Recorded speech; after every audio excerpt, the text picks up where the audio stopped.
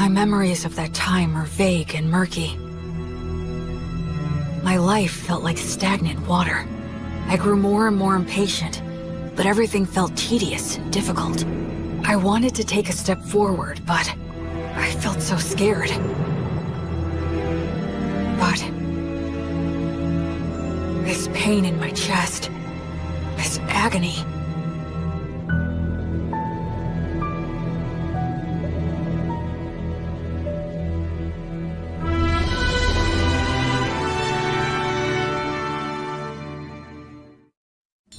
A long time ago, when the Earth came into existence, the mana that made up the world was too ponderous to hold its shape, and merely swirled in a muddy mass of chaos.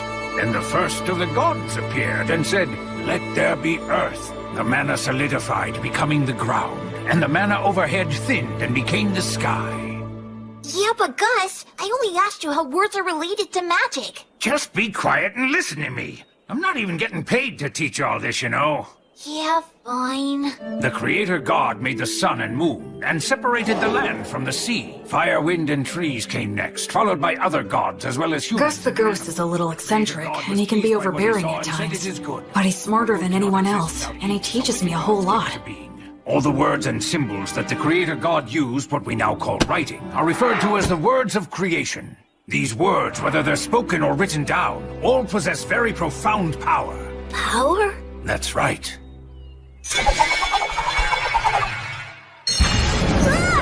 If you write the word Ignis, it defines the existence of fire, and then if you speak the word Erasmus, that is, the word which means erasure, the fire will be extinguished. And that's what magic is. The power of words. Magic.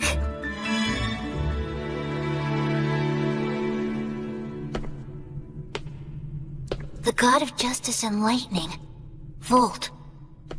The Earth Mother, Mater. The god of fire and technology, Blaze. The god of wind and commerce, that's Whirl. The goddess of water and greenery, Rhea Sylvia. The god of knowledge and light. Ancient words of magic offered up to the gods. Words of creation. Oh, I get it. Parts of the inscription are scratched out so the word's powers won't activate. Gracefield.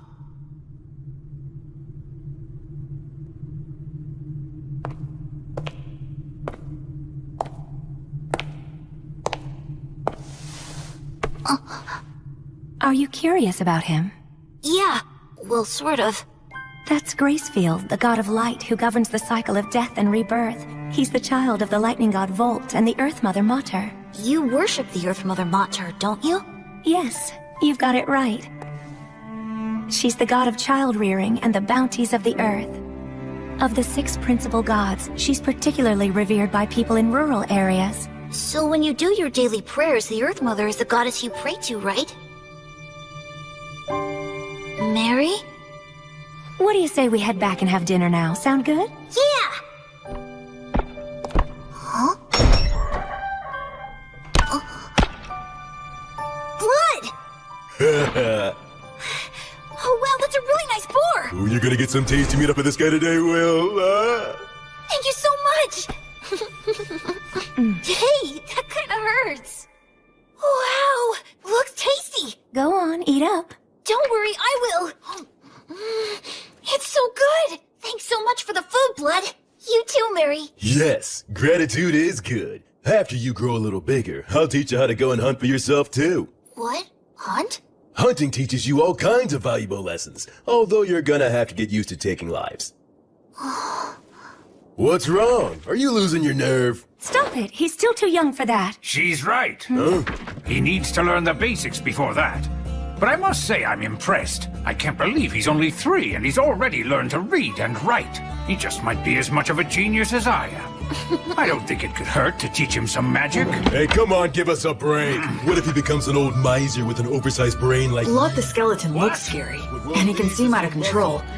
But he always keeps things lively and friendly. What do you mean? What's with the crack about the overtime? Hey, Mary. What's wrong with strengthening the body? About this bread, just when do you bake it?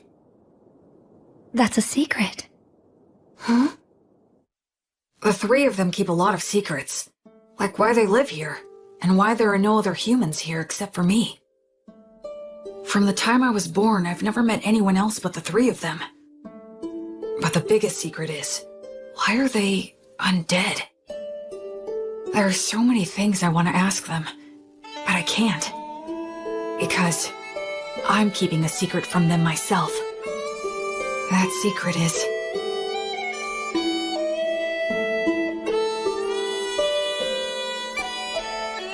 Thanks for dinner!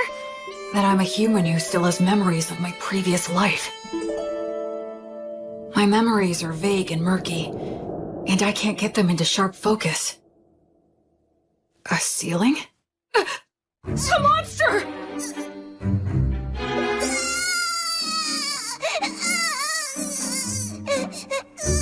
A mummy? A ghost? They're gonna kill me!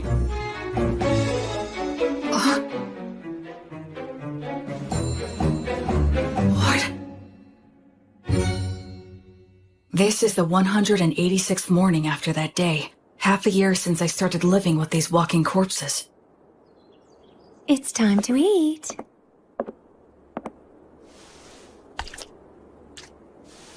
What a good boy you are, Will. Oh, are you feeling full already? I can't speak it very well, but I can generally understand the language that they speak now. Shall we go take a little walk outside today? Outside? I've never been outside before. She smells like incense. I wonder what it's like outside the temple.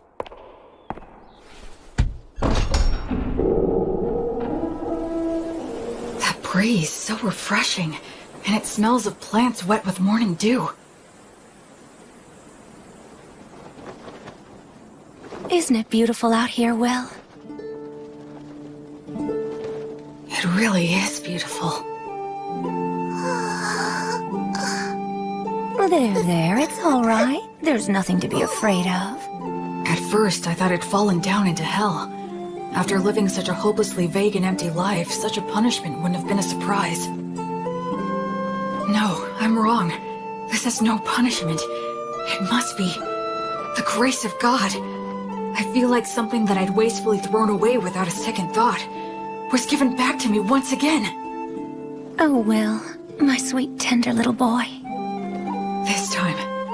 This time, I'm truly going to live. I'm going to live in this world.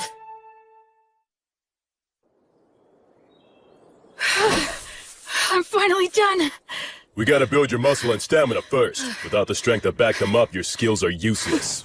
Well, couldn't you say that making up for your lack of strength is a skill? Listen, do you really think you could knock me down? Well, no. With the right skill, you might be able to knock me over, but there will be times when that skill won't work for you. But you can't separate your muscles from your body. The brute force that muscles give you can solve most of your problems in life. Learning skills comes after that. Understand? It seems like muscles are kind of masochistic, huh?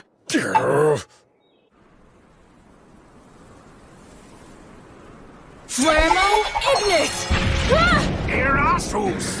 Fool, your pronunciation's imprecise. Given your talent, you really need to learn to control your accuracy, or you'll kill yourself. That's scary. Well, magic can be a scary thing. Do you have any idea of the reason why words possess so much power? I guess it's for the same reason we think a chair is a chair, right? Indeed. After all, when we see a wooden stool that has 4 legs, no matter what color it might be or whatever kind of wood that it's made of, we don't even think of calling it something like 4 sticks in a round slab. And we wouldn't call it a table. We just instinctively categorize it under the chair label. So in short, what that means is that words are what define and differentiate the way things are. Of course, I'm just repeating what someone told me. Huh, you know, Will, it seems you might actually be a genius after all. But isn't there anything I can do to get more consistent results? Afraid not. That's just what words are all about. There are always fluctuations in speech. No one is able to say a word in exactly the same way twice. The only answer is to let your instincts determine the ideal level. Instincts, but... You should start off by learning how to use your minor magic more skillfully and accurately. But hopefully you'll do your best to get by without even using that. Without using magic? How's that possible? I'm talking about money. That that again? Man, how can a ghost worship money as much as you do? Oh, come now. You don't know what you're talking about. Money is extremely important. Money is what makes the entire world go round. With money, you can solve anything without magic. Buy tools, hire help, and the ability to make a profit is just as important as magic. Why, oh why must I have hands that are incapable of holding silver and gold any longer? It isn't fair. I want to feel money and count gold coins with my own hands. Curses! You're not normal. Creatures such as these are beasts. Demon beasts are a particular type that are extremely aggressive. Wow, that's... Old Gus has taught you about the myths, hasn't he? The minions of the god of despotism and tyranny, specters and phantoms, and the demons of the god of dimensions who lurks in hell. And the god Stagnate, who commands the undead. People such as the three of us. We used to be human once too. Really? Is that true? Yes. When we all died, we clung to strong emotions that led us to a pact with the god of the undead. So we're considered traitors to the virtuous gods. Mary... I'm sorry for talking about this. It must seem very strange to you. Hey, Mary, tell me something. Do you think I should get stronger? Well, it would certainly put me more at ease if you did.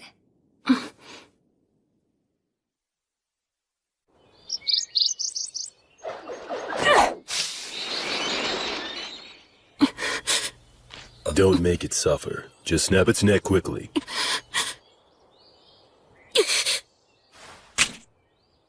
Can't get used to it, huh? I don't like killing. Am I just being naive? Hey, I don't like it either. Huh? I don't like taking lives, whether it's a birds or humans. But these guys provide necessary sustenance to keep you alive. In life or death situations, you need to put your feelings aside and just go for the kill reflexively. That's what it means to be a warrior. In battle, it determines whether you live or die. Okay, now let's bring down a few more. Blood really is a lot like a father to me. You're almost 8 years old now. I think it's time you started some real-life combat training. Huh? It's bad enough when you stop just before hitting me. With your strength, if I take a hit from you, I'll be dead. I'm nothing but bones now. You'll be just fine. Probably. Probably? That's the whole reason why I said you can use the magic you've been learning from the old man. Go on ahead. Simply do as I taught you. That's right. Do it well and you could actually land a hit on me. Hey! And don't cry that I'm playing dirty. The battle has begun! Acceleratio! Flare! Oleum! Cadere Uranium! Not too shabby! Move, you fool! Distance yourself!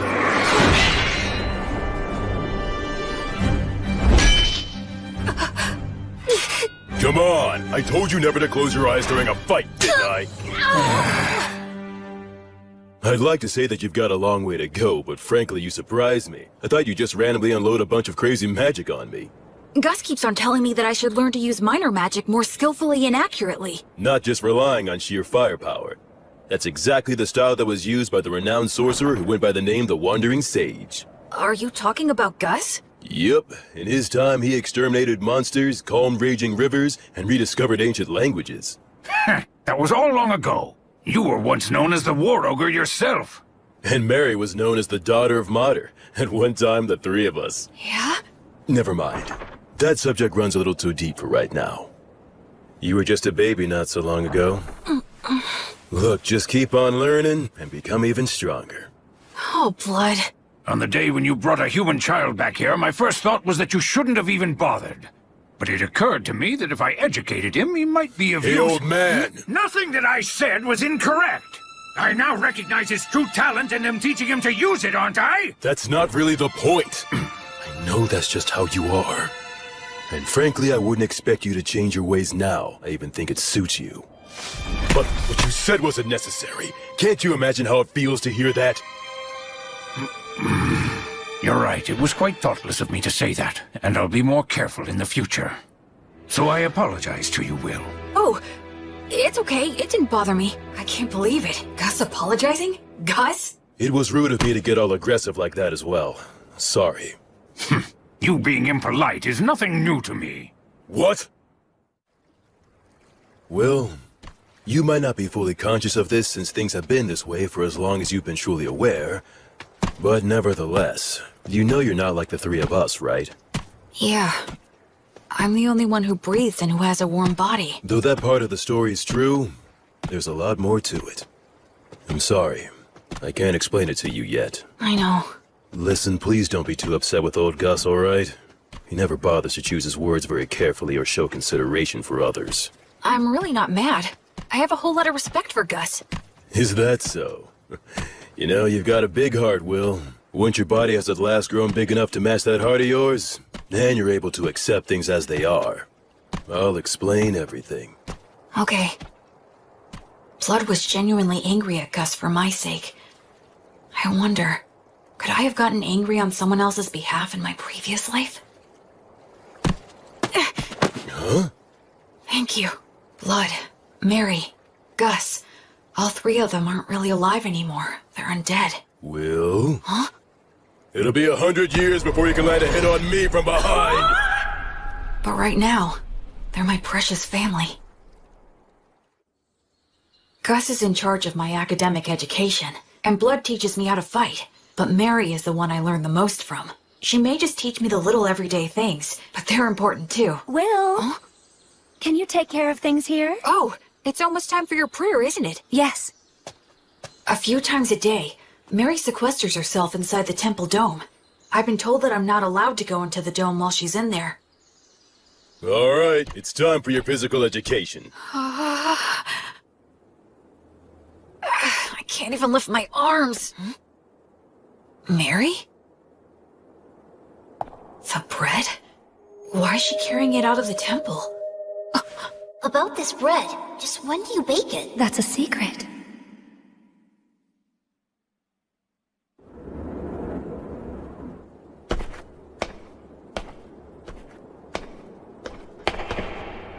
I'm sorry, everyone, but I just have to know.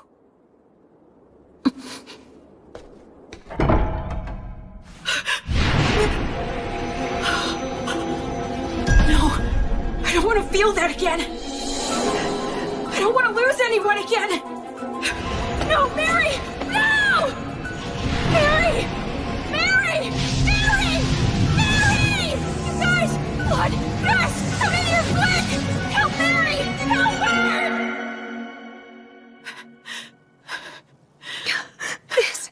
This is entirely my fault. I kept it a secret from him and... I'm sorry. I was careless. All those times we told him to be careful. Will his arms heal? Thankfully, his fingers didn't adhere to each other, but scarring is likely to be unavoidable. Mary... Will, I'm so sorry. It's my... No, it's not. It's my fault for prying. So don't apologize. I'm just glad that you're all right now. Oh, Will. The smell of incense that surrounds Mary always calms me. Why'd you try to look in on her? I just got curious. I thought that I finally might be able to find some kind of hint about what you guys have been hiding from me. I told you I'd explain someday. Blood! Be quiet, Mary! Well then, Will, anything else to say? No, I'm sorry. From now on, check with me or Mary before you do anything. Okay. That said, the way you jumped in there to help Mary was impressive. Those scars will be your badge of manhood. Well, I am your student. But all that got you was unnecessarily wounded. Still, out of respect for your lack of fear toward the fire, I'll teach you this. That bread is a gift from the Earth Mother Mater. It's essentially the goddess's divine protection, her blessing. You can call it whatever you like. Then why were you on fire? Because I betrayed her, the fire is simply a consequence that I must suffer. The god of death, Stagnate, with whom I formed a contract, is the enemy of the Earth Mother Mater. In fact, all three of us formed a contract with him, so just coming in contact with her divine presence causes us to burn. That's sad. I don't expect to be forgiven. Why do you still pray to her? Is it just for my sake? Oh no, Will. It's not. I had been praying to the Earth Mother every morning and evening long before I ever met you. That's my daily ritual. Doesn't it hurt? Of course it does. So much that I could cry. Mary. But even though I've betrayed her, and that is her retribution, I must endure the pain. I shall still continue to revere the Earth Mother. Mater never says anything to me, but every single day, she blesses me with bread for you. That alone is more than enough of a saving grace for me. I'm so sorry I didn't tell you, but I certainly hope that you'll continue to eat the bread that's provided for you. Yes, of course I will. But also, I'd like to ask you a favor. What is it? From now on, I wish you'd let me pray with you. Oh, I just wanted to be able to understand what Mary goes through, even if it's only a little bit. That's why The original creation was destroyed by the evil gods that it had brought into existence. It was then that the infamous Age of War among the gods began. The giant statues in the temple are of the virtuous gods, right? That's exactly what they are, to a human. What does that mean? Among the legends told since ancient times, there is a battle between the lightning god Volt, the king of the gods who governs order and judgment, and his elder brother, the war god Iltreat. The elder brother had the advantage in the beginning, but Volt, with the divine protection of his wife, the Earth Mother Mater, banished the war god to the depths of the earth. The war god continues to lurk within the earth today, vigilantly plotting his revenge. There are other similar stories, but all of them take the same general shape. Now, what are your thoughts? Isn't that story just a fable? You think? Ruling in this world starts with violence and despotism, but eventually, agriculture starts to thrive, and law and order begin to reach everyone. But over time, that can also lead to violent overthrows, or something like that. I see. You are very sharp indeed. Volt, the god of order and judgment, is a virtuous god. The war god, on the other hand, is considered an evil god. But if that order becomes corrupt, Volt could become an evil god, and by defeating that corruption, Iltreat could become a virtuous god. In short, the concept of virtuous gods and evil gods is ultimately a distinction applied by those who place their faith in them. I suppose the priests would not be pleased with me for saying so, however. Naturally, you must not speak of this to Mary. I won't, don't worry. Besides, the gods normally think about things based on different standards than ours. It's impossible for one with a human sense of good and evil to gauge their true intentions. Hey, you know what, Gus? You're pretty rock and roll. What on earth does that mean? Like, you don't fit in any mold, you know? Children truly make up some bizarre words sometimes, but I do like the sound of that. becoming free from obstructive thoughts doesn't mean thinking about nothing. You just block out the past and future, and focus only on the present. I need to offer up my current insignificant self to the gods. And then dive in deep, as far as I can.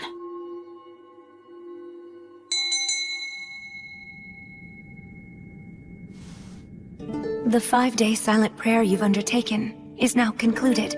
You did very well. I've done nothing but pray continuously for the past 5 days. Do you feel all right physically, Will? Yeah, I'm fine. And you're only 13. How remarkable you are. Only because I've been praying with you all these years. It's been 5 years now since my arms were burned. Mary says she has the ability to heal the scars with her blessing, but I chose to keep them, especially because Blood called them my badge of manhood. I'll prepare all of your favorite foods for dinner tonight. All right! Memorize all of this by tomorrow. Huh? Gus's lessons became more difficult. There was a lot more to keep track of, but I persisted and stuck to it for all I was worth. And then his lessons became even more intensive. It was as if he wanted me to get so fed up that I'd quit. Still, Mary and Gus were nothing when compared to... Okay now, let's move on to our main event of the day. What is that? This guy is your opponent. I got him in the woods. That's not what I meant! What's the problem? It's just a low-ranked demon corpse. Demons can become undead too? Okay, go. Wait a...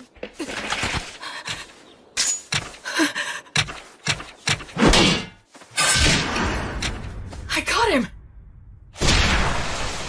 Look, Blood, I beat him! Yeah, good job there. So this is what they mean when they say a trained warrior can kill with mechanical reflexes. Yeah, I guess so. Huh? What is it, Blood? Well, for your first killing match, that wasn't too bad. Hear me? I said it wasn't all that bad, so don't get a big head. Oh, is that what you meant? Well, I'm more or less a genius, wouldn't you agree? This kid just might be a genius. Come on, aren't you gonna chew me out for that? Okay. How about we speed things up now and try something harder, genius? What? I always saw the ruined city from the top of the hill. That day was the first time I set foot in it.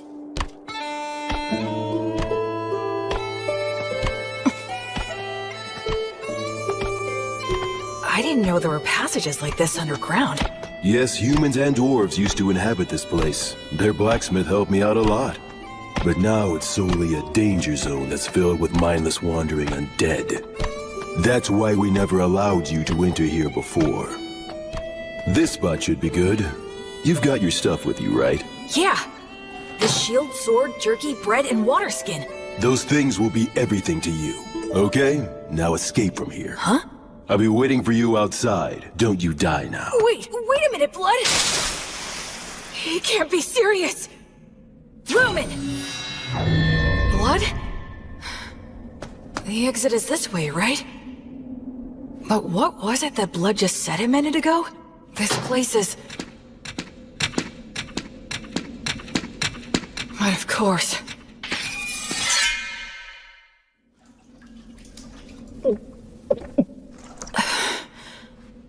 I'm pretty sure Blood is testing my overall practical ability here. I didn't know being alone could make me feel so empty and anxious. I'd forgotten about that fact, even though I'd spent all of my previous life alone. Ever since I came here, I've had either Blood or Mary always there by my side. In this world, people reach adulthood at 15, so I'll be striking out on my own soon. That's probably part of why all of their lessons have gotten so much harder. If that's the case, I want to give the best results I can. I want them to boast that I was a pupil worth teaching and that they're proud of me.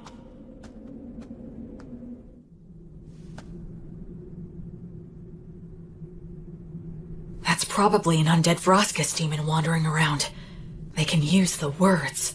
They're stronger than any opponent I've faced. Should I stay hidden and slip past it, or go another route? Think, what would Blood do?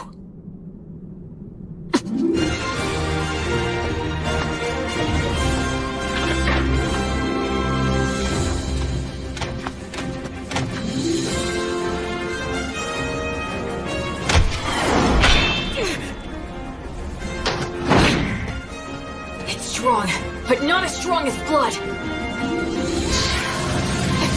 There it goes!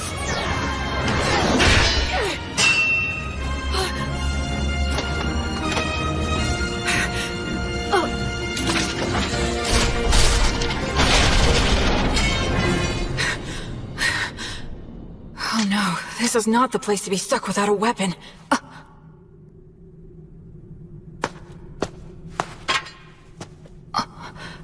This isn't a demon weapon.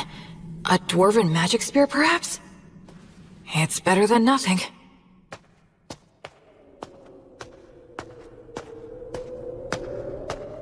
I can feel a big draft in here. Maybe I'm near the exit. I wonder how long this place has been deserted. It sounded like Blood knew it while it was populated. Does that mean that the three of them became undead around the same time then?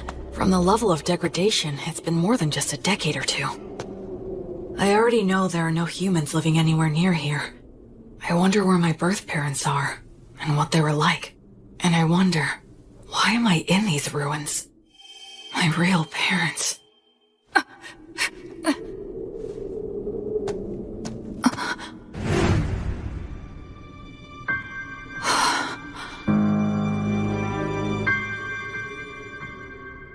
Gus? You're Gus, right? How come you're not saying anything? And also, why are you glaring at me like that? Did Blood tell you that I was here? Or maybe this is another lesson of some kind. It's a lesson, right? With conditions for... Expergiski! A golem? Gus! He's serious. I'm aiming for...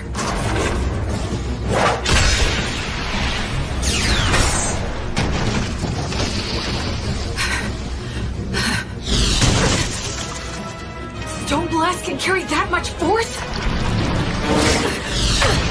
Targa Ray! Palladium!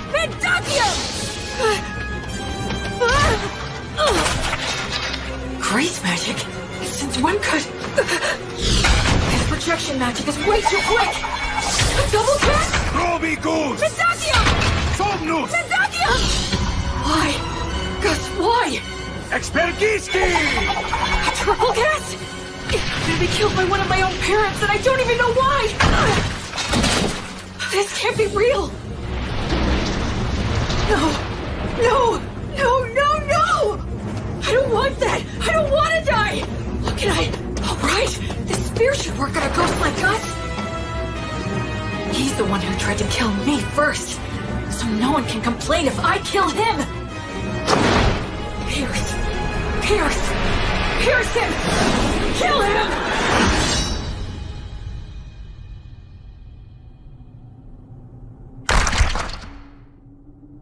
Tell me, Gus. Grandpa, if you really have to kill me, there must be some reason you're being forced to do it, right? I know you wouldn't do this if you didn't have a valid reason. I know that.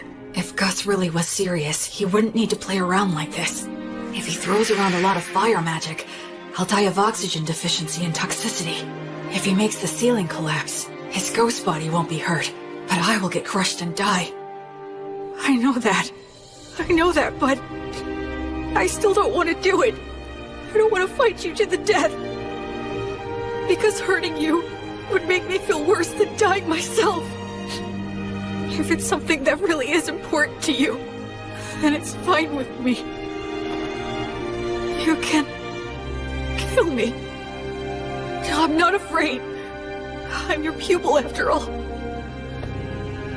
But if it's okay, I would really appreciate it if you didn't make it hurt too much. Forgive me.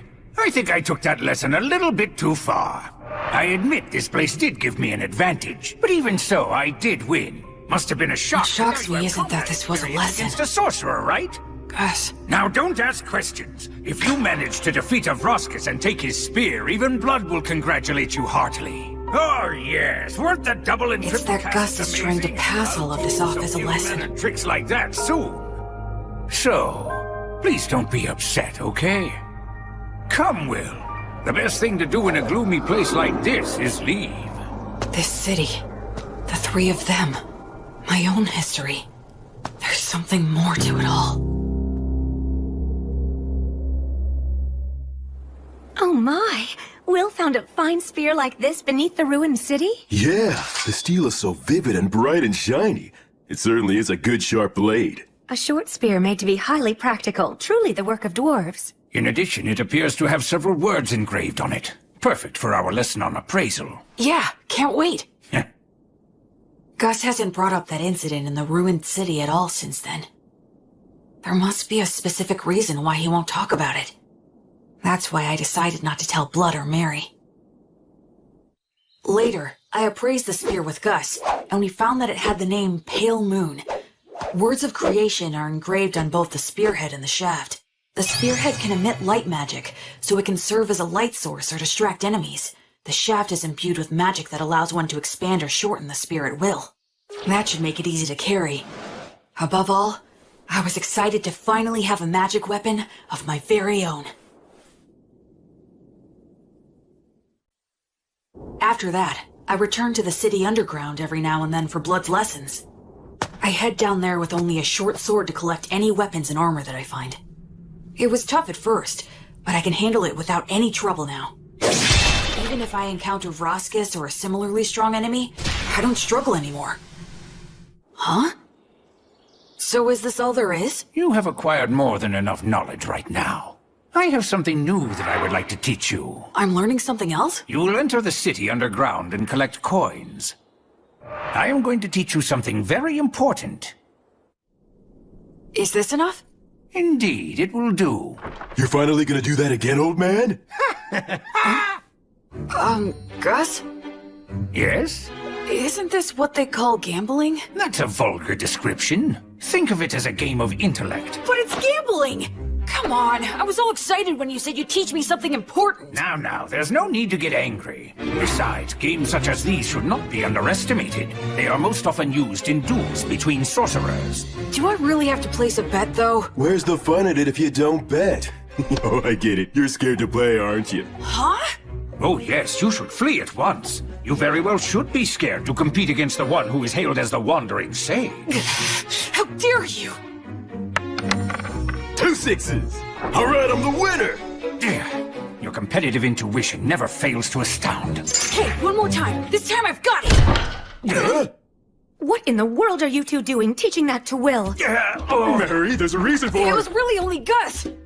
All 3 of you will go and sit down right over there.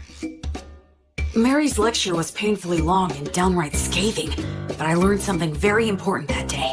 It's not a good idea to get hooked on gambling. Listen, Will. I have been observing the heavens for the past several years to pass the time, so I know when the winter solstice is. That will be the day you turn 15, and your coming-of-age ritual. I believe that shortly before your coming-of-age ritual, Blood will challenge you to a one-on-one sword fight, an earnest and passionate duel. I get that feeling as well. I know it won't be easy, but I'll do my best to win. I can't make the 3 of you feel at ease if I don't. I'd like you to do something for me. Sure. Do you think you could find a way to lose the duel in such a manner that Blood would never notice it? Why do that? Because I need you to. No, don't make me do it! Please tell me, why are you always leaving me out of the loop? I know you, and you would never trample on somebody else's feelings without a perfectly good reason. Haven't I said time and time again that I trust you? If you just explain your reasons, then I'd be glad to throw away the duel. I'd even risk my life like last time. So why won't you tell me anything? Don't you trust me at all? Or am I just that utterly useless to you? Forgive me. I can't explain. I see. Well then, I guess I can't help you. I'll pretend I didn't hear a word of what you just said.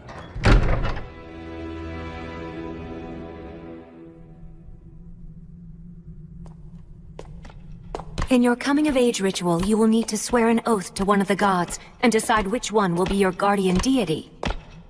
Will? Is something wrong? No, nothing. Anyway, which of the gods do you recommend?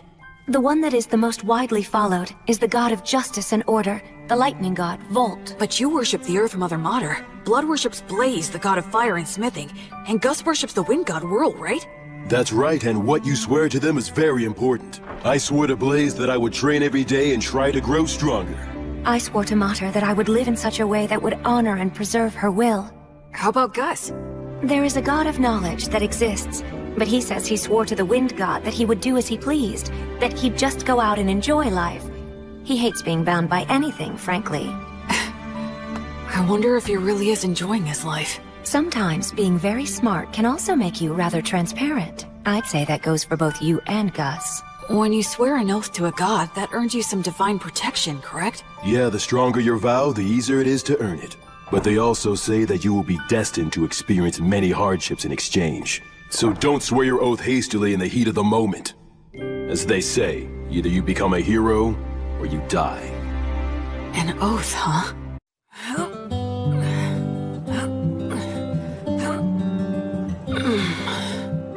Okay, that's enough.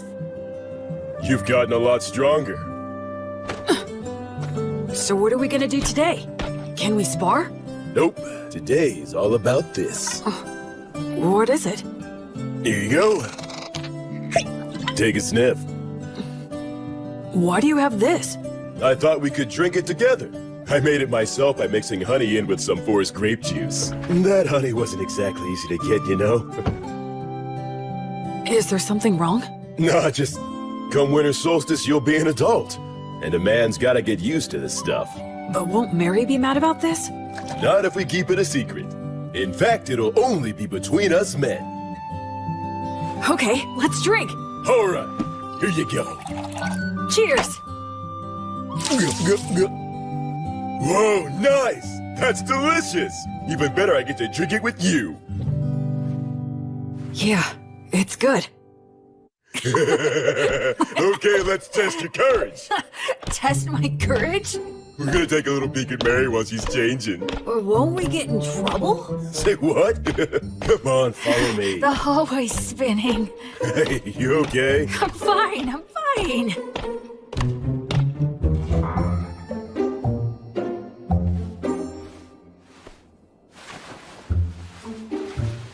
I can erase my presence easily. This'll be a piece of cake. Wait, you idiot! Who goes there? Oh, crap! Blood.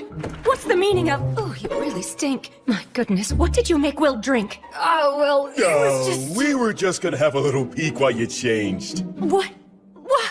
What do you think you're doing, you idiot?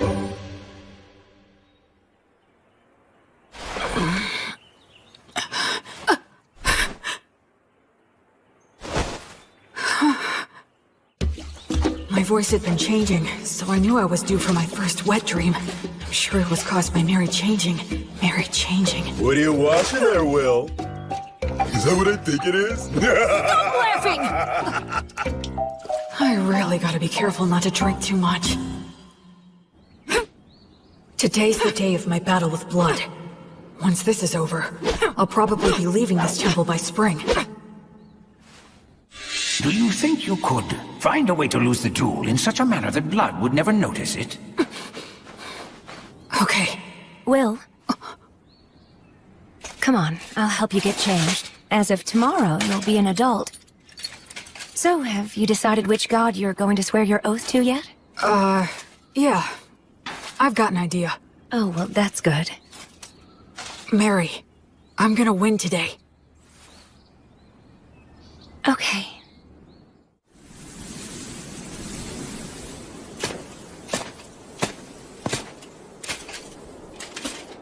Where's Gus? Hiya, Will. Ready to do this? I'm ready anytime. Let's go! Okay, good. Let's review things one more time. No magic or trying for instant kills, otherwise anything goes. If something happens, Mary will fix it with her blessing. The first one who admits defeat or is unable to fight loses. Now try your best. Not to die!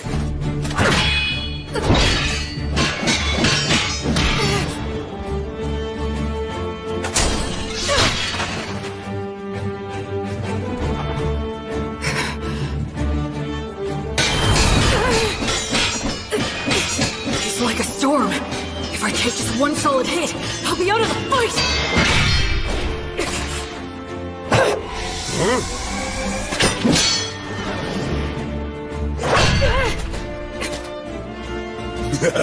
Thought you could get in close, didn't you? Oh man, this is infuriating! It's a challenge to avoid when a blood strikes perfectly. But if I receive one with just my sword, it'll shatter along with me. So how do I survive his strike and get into the gap between us? There's only one answer. Here it comes!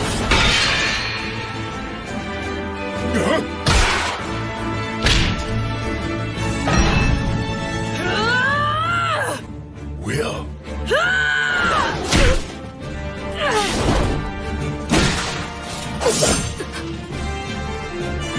He's holding my sword between his ribs? That was actually pretty good. I concede. Yep. And having no muscles really is a disadvantage. Blood, stop it! Don't you dare give me that. You promised that you wouldn't use that trick again. Not sure what you're talking about. The one where you use your ribs to trap an opponent's weapon? Yeah, but I don't have any organs or anything now, so... What? He did that when he was alive? Absolutely he did. Can you believe such a crazy thing? Well, my opponent at the time was really quick, and he was about to stab you, so I just... You didn't just anything. I can't believe he survived. If it hadn't been for my blessing, he wouldn't have stood a chance. Look, I only did it because I trusted that your prayer would work. I was genuinely concerned about you. I thought you had died right then and there. Didn't I ask you never to do that again? Even I know what this is. Don't do it This again. is one of those things a dog wouldn't butt in on. Again. Well, even if you couldn't beat me, what you've accomplished is still remarkable. Even if you couldn't beat me. You didn't have to point it out twice. I'll make sure you'll lose next time. Now that's the spirit, little Will. Hey, ow! don't get carried away.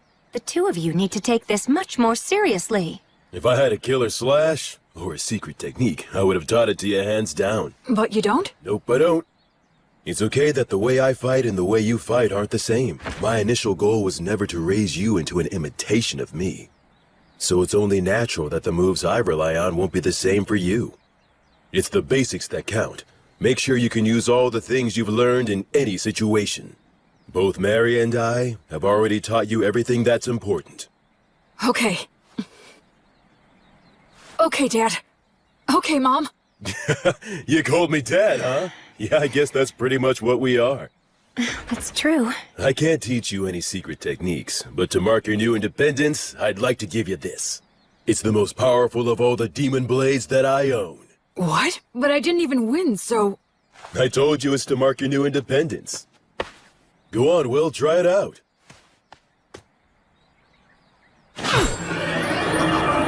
It's called Overeater, and it ranks at the very highest level of demon blades. It can even cut down one of the god's echoes, so long as it can reach them. The words engraved on it are too hard to understand, but I can sum up its effects. If a living being is cut with this blade, its wielder can recover life force with each cut. Huh? Recover their life force? Uh-huh. As in, you can swing it around without even thinking about it and still be the last man who's standing. You're a smart kid, so I'm sure you understand this. But don't overuse it. It makes its wielder feel a whole lot stronger than they actually are, but it's not the type of demon blade that benefits one's spirit. The more you use it, the more you need it until you are so weak there's nothing left. And the life and death cycle starts again. That's part of what makes it a demon blade. Anyway, I've said a lot, but I'm sure you'll be fine. Both seem to have faith that I can maintain the ability to use this sword properly. But am I really someone who is worthy of their faith? Well, if I'm gonna give you a demon blade, I guess I gotta tell you about its history, too.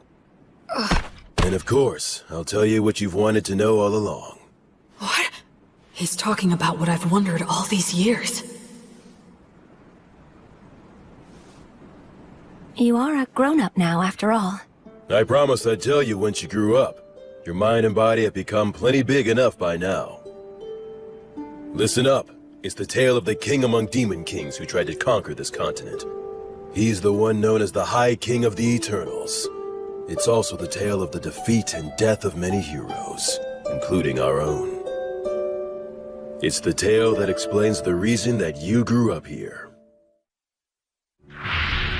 The undying Blade Fiend, the king among kings, the purest evil, the inexhaustible darkness, the rider of war storms, all names for the High King of the Eternals. Approximately 200 years ago, all of the demon kings led a great uprising. An army of countless demons invaded our precious continent of Southmark. All the continents were crawling with demon kings, generals. They were the kinds of demons you really don't want to see showing up anywhere. Demons were here? And these swarms of demons offered up massive amounts of flesh and blood during a number of great rituals to their deity, the God of Dimensions. In response, the minions of the God of Tyranny Illtreat and those of the God of the Undead Stagnate also became active all over the world. The virtuous gods expended a great deal of strength in a series of battles, intense enough to change the entire map. I know that you learned geography from Gus, but don't think it's the same now as it was then. Because of that, even we don't know much about how the other continents were back then. But what we know for certain is that the High King went on a rampage in Southmark. The High King sure has a lot of scary nicknames. Frankly, they don't even come close to the truth. His abilities were absolutely insane. He could turn any blood he shed into soldiers, and any flesh cut from his body into commanders, in unlimited amounts. In other words, he made demons from his own flesh and blood. That's some serious hacks. What does that mean? It means he's a cheater. Blades are the only thing that could harm him. Using arrows and magic wouldn't even leave a mark. His weapon of choice was Overeater. He was a madman who'd roar with laughter, creating armies by cutting down enemies and getting cut himself. Eventually, he came to be called the High King, meaning the king of all kings. This city was once a vital hub for lake transportation, but it only held out for a matter of days before it fell. The High King made his home in the city and mass-produced demons who took advantage of the water routes to attack all the surrounding settlements. Nobody could kill the High King. The destruction of the continent of Southmark was assured, and just when everyone had begun to believe that, Gus came. Augustus, the wandering sage, suggested that now was the time to strike down the High King. Why would Gus say that now was the time? Was it even possible to kill the High King?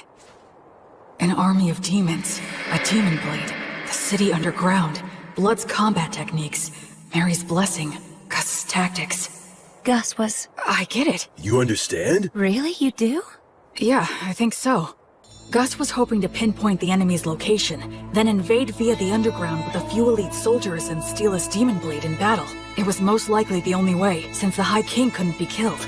The premise was probably that he could heal using the demon blade. However, the demon blade is a weapon that can be stolen, so stealing it would change everything.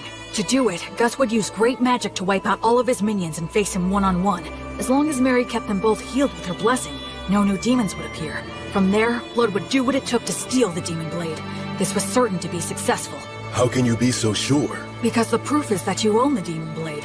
And that's how the High King died, I guess. After that, then... Not exactly, Will. It's clear you really are a genius, but you came to the wrong conclusion. You see, I, didn't quite succeed in killing him. Wait a minute. You didn't kill him?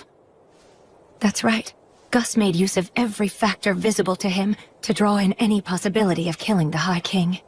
The thing is, the factors he could see were incomplete. The High King revealed his true nature, taking on the appearance of a hideous, grotesque warrior. And then... well... He was a better swordsman than I was. I couldn't touch him. I'd fought opponents bigger than me many times before, but he was the first one where nothing I did could reach. Even you were no match for him? Yes, even my buddies who formed a wall outside after entrusting everything to me were crushed one by one. Thankfully, I had the support of Gus's magic and Mary's blessing, and the High King was wounded. Despite all that, I'm pretty sure he made it one level higher, enough to become something I couldn't kill so long as I lived. To this day, I still wonder what I was lacking. But it's too late now. You know why, don't you? The undead can no longer grow. My sword skills can't improve any further. So then, when it became clear that we were bound to lose, Gus and I decided we had to place a seal on the High King. We couldn't kill him, but we could do that. So you mean... they completely gave up on Blood's chance of winning altogether? Thankfully, the technique worked, and the High King was sealed deep beneath this land. In other words... unfortunately, in the very end, we couldn't fully believe in Blood. And then... Mary? And then... an echo of Stagnate descended down on us. What? But an echo is a body double of a god, isn't it? So then why would... The evil gods act individually, each following their own principles. They'll cooperate if it's in all parties' best interests, but the opposite is also true. I guess that Stagnate wasn't too happy with any of it. The High King was a monster that could slay a god's echo using Overeater. He thought it would be better for him if the High King was sealed, so that's the reason he offered us a deal.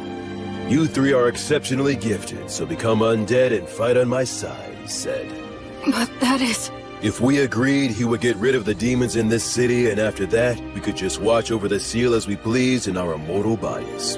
Stagnate couldn't bear to watch the tragedies of life and death, so he hoped to create an eternally stagnant world with no more tragedies by turning as many exceptional souls as he possibly could into the undead. And we had caught Stagnate's eye. Isn't it more accurate to say he set his eyes on us? He told us to choose, but there was no choice for us to make. We willingly accepted his hand. Since my flesh was all cut up, I became a skeleton. Mary was burned by Matter's flame, so she became a mummy. And perhaps because he had no attachment to his aged body, Gus became a ghost. Mary did tell me once. Because I betrayed her, the fire is simply a consequence that I must suffer. The god of the undead then cleared out the entire city. His power turned the lower-ranking demons undead. It's something that should not even be possible. And the undead demons still roam the city to this very day. And so that's how we became the Guardians of the High King's Seal, as the highest-ranking undead. In the years since then, we've buried our former allies, and Gus set up a security net that uses magic, allowing us to continue protecting our treasured city. There was nothing left for us to do. you can see that we are bound to the city by our contract. We can't even learn what goes on outside. The three of us began talking about the possibility that humanity had already died out. And then you came along. Or speaking more accurately, it was the demons who brought you here. Oh. So then, I was meant to be a sacrifice to break the High King's seal. No wonder you couldn't tell me before. You couldn't bring yourselves to do it. Yes, as crude as he is, even Blood was careful about that. I can't believe you just called me crude. After the demons were defeated, we argued with Gus a little bit over what we should do with you. Argued? Gus made it known he was against it, but Blood and I decided to go ahead and raise you anyway. That's why Gus said that. On the day when you brought a human child back here, my first thought was that you shouldn't have even bothered. The fact that the demons were able to bring you here means that there must be a place outside that's inhabited by humans relatively close by. I'm sure you're imagining that the situation outside looks pretty grim right now, but if that's the case, you simply need to build the strength to bust through it, just like you already have been doing. So that's the story of why I'm here right now, huh? I'm about to head into a nation of people who survived the Great Uprising. I'll take with me the strength that the three of them gave me. One day, I'll come back to this city. I'll bring my family and friends and introduce them. I could even rebuild this city. I know that one day... Will, be happy, and don't forget to pray so you can do good. Huh? You are the best pupil I could have asked for. Even in today's test in terms of substance, you bested me. You clever, precocious son of mine. I sure love you. Keep getting strong. In no time at all, we became a real family. You made me so happy. Will, my sweet boy, your mother loves you very much. Wait a minute, why are you talking like this is our last goodbye?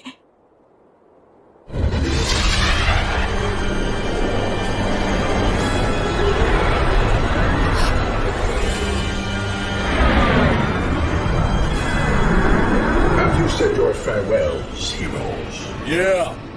We have. Go ahead. We're ready. At last you have lost your attachment. In accordance with our contract, place your souls in my hands right now. I can't do anything. I can't move. Why? Please, please move. Wastani!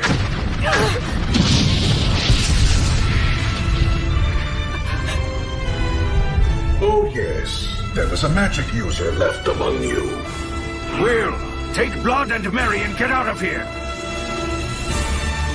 Don't you worry. I am determined to stop him. A nearly forgotten memory came back to me. There was an old sorcerer in a book I had loved as a child. To me, he was magnificent. Ligatur nodus obligatio! That's a huge amount of mana. You know all, Sage, and still you cannot resist. Conciliat sequitur! You retaliated so fast. Wastani! Alida mosaico! Pulsar pene! A quadruple cast? That's the ultimate magic, normally cast by several people together. It'll reduce all to nothing. Aupernum tabernas! Regumque turres! Damnatio memoriae! Curse you, Sage.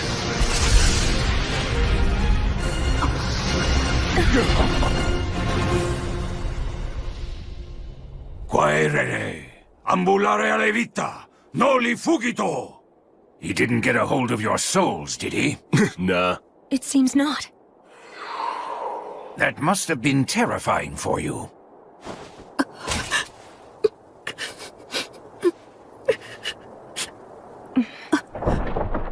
Sorry about that. It turned out exactly the way you were thinking it would.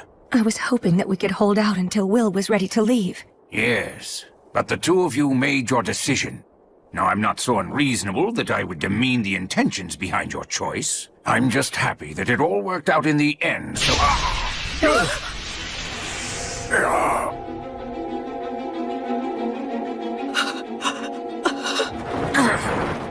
Old man! To think you were able to destroy my body all on your own. Had I not initially divided my strength into two bodies, I would have been really hindered for quite some time. I commend you. It's true you are a great sorcerer who has exceptional abilities. Stagnate. Let me go. Stagnate? What a shame it would be if I destroyed you now. I'll wait until you've lost your attachment. Now, Gus! as for you...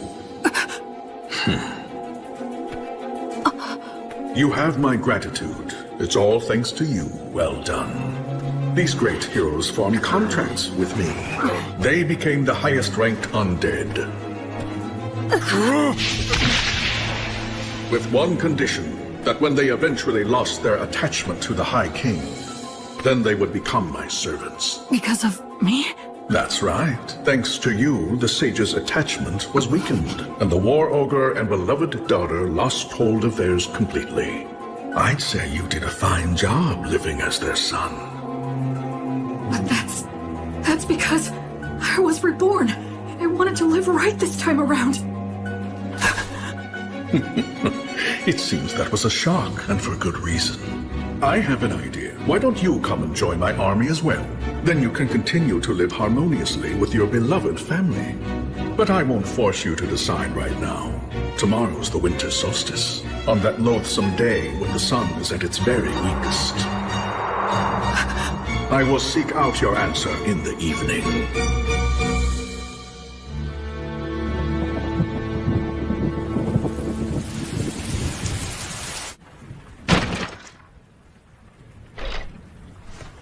It was me.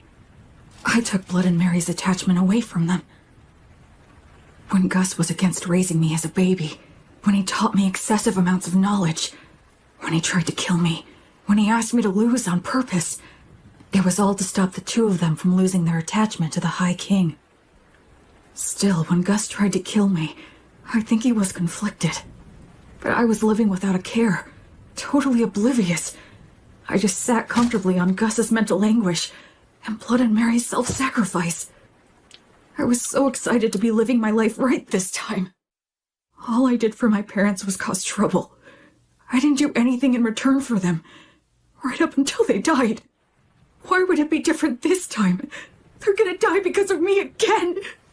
I've only caused trouble, and I've done nothing in return. Someone who dies in vain isn't going to be reborn any better. I'm sorry.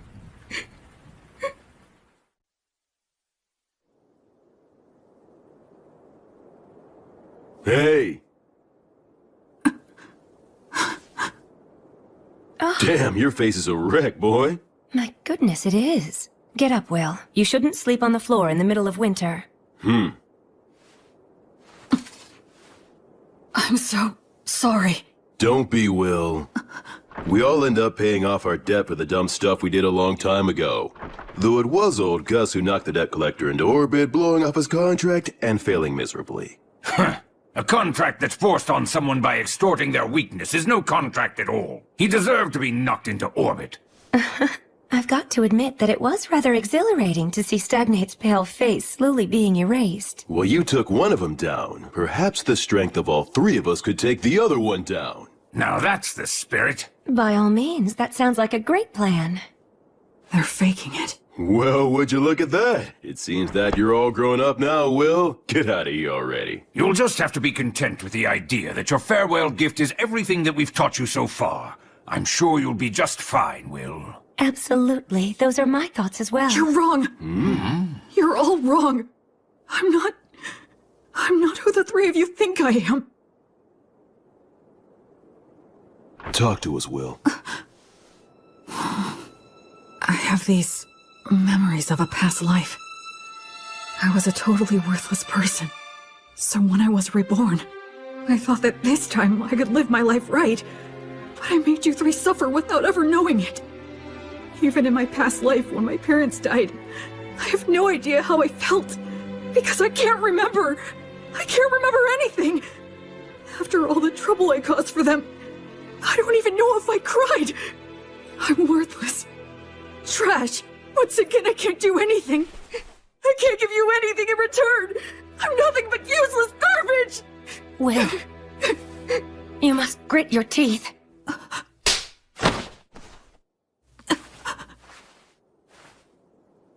Mary. Speaking as your mother, I will not allow you to go on hurting yourself anymore. You say that you're garbage. You've always been very serious and one of the most earnest people I know. So what about your past life? For goodness sake, why are you so shaken up? Just because Stagnate upset you a little? You're feeling all of this anguish because the memories of your past life are murky and vague? You're crying so much right now just for our sake? Why would someone in your situation not cry? Will, stand up. Stand up. William! Straighten up now! Stop kicking yourself! What's your response? Yes, ma'am. You get chewed up because you're being all mopey. It looks like the little whiner has just disappeared. I'm fine. I'm perfectly fine now. Mary was here to protect me. So, I have a favor to ask. Please allow me to protect all of you. Virtuous gods, I will soon go and fight an evil god for the sake of my beloved mother, father, and grandfather. If you would see fit to observe my efforts, please grant me a bit of your protection.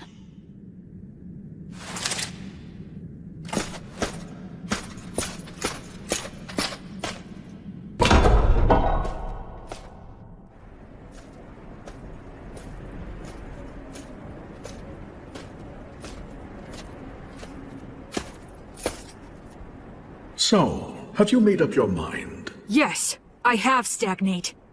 Evil god. I don't plan on giving you a single thing! But surely a god such as yourself would never dream of running away from a human child, isn't that right?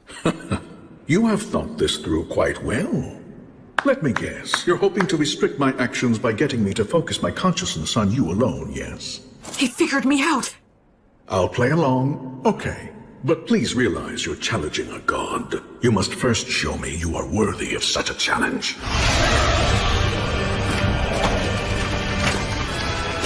Can this be?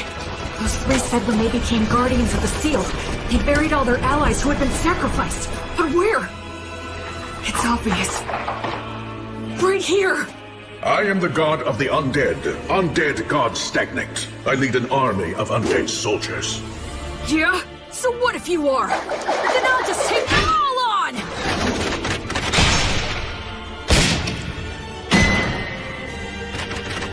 Connery! Uranium! Acceleratio!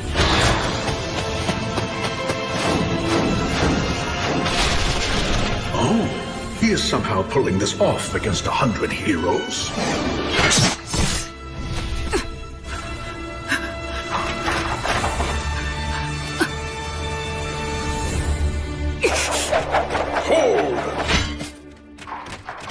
Well, I thought I'd be dealing with you and the three heroes. I'm impressed.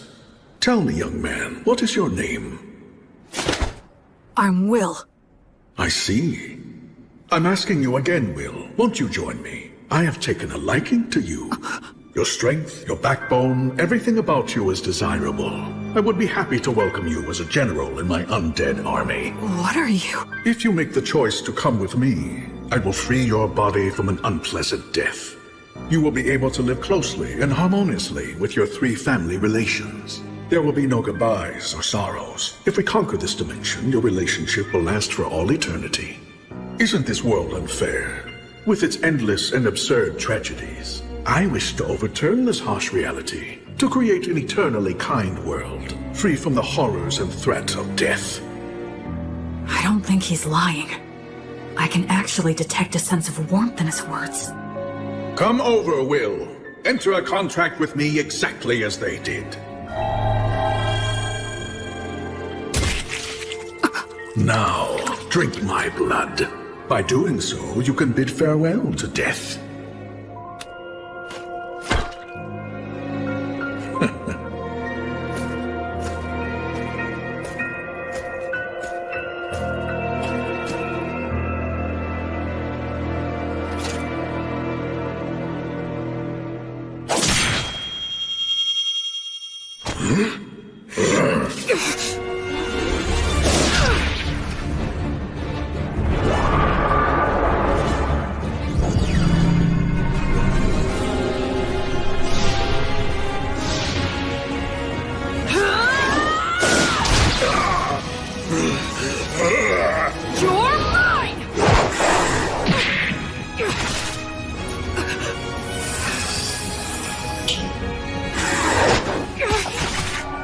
First the Sage, and now you.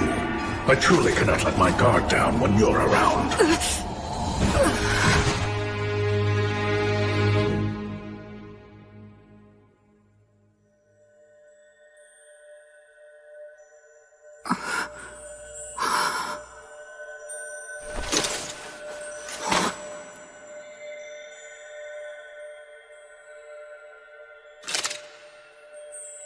Did I die or something? This place feels very familiar, as if I've walked through here before.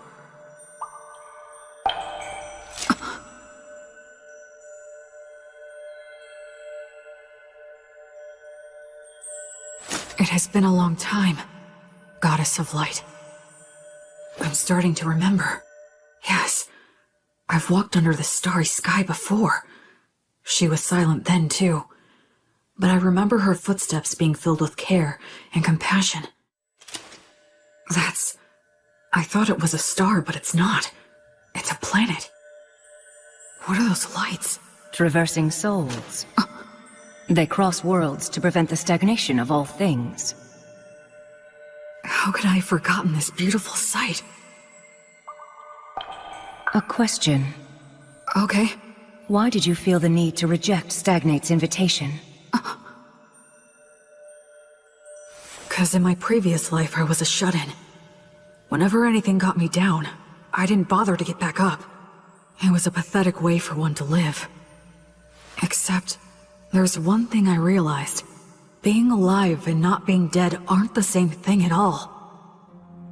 I wasn't dead in my previous life, but that was about it.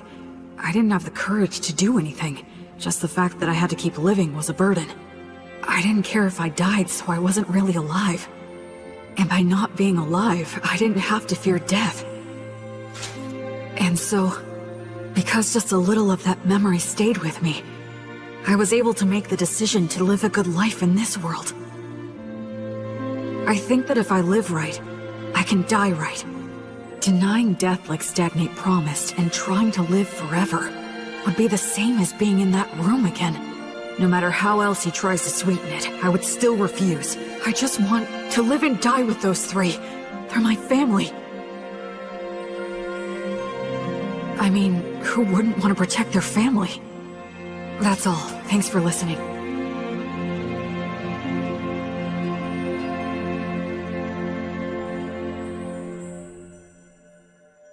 You are William, child of blood and Mary, a soul who has crossed worlds. Yes! You now fully understand the gravity of life, Yes! and you are still prepared to accept death. Yes! You fully understand the despair of death, right? Yes! And you still love all of the lives that will one day burn out? Yes. I finally realized the meaning of it all. Thanks to your grace.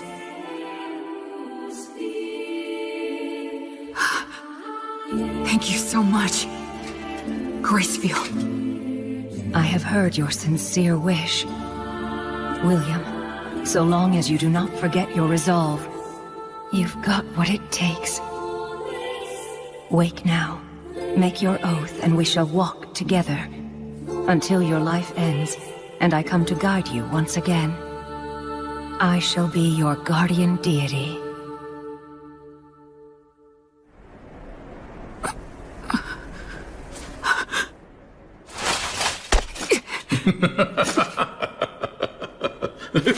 Goddess of the cycle of death and rebirth, Gracefield, please walk by my side.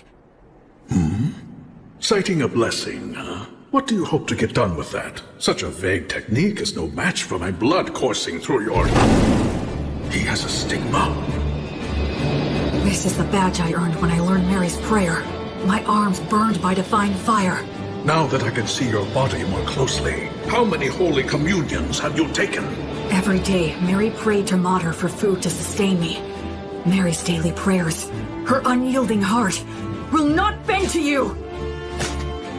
And I swear to you, my god... Yeah, the stronger your vow, the easier it is to earn it. But they also say that you will be destined to experience many hardships in exchange.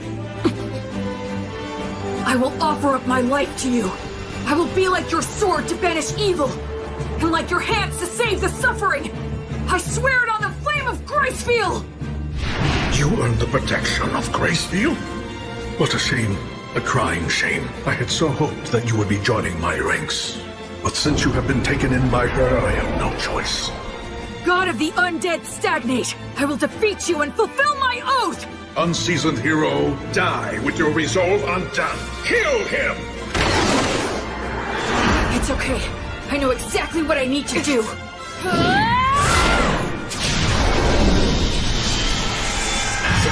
The divine torch? Gracefield's divine protection grants peace and guidance to the souls of the dead. How dare a fledgling priest put on such airs? Acceleratio! War started!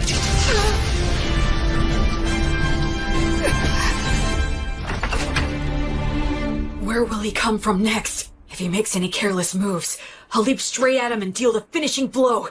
Stagnate is consumed by the desire to kill me. We're on even footing. If I fight him now...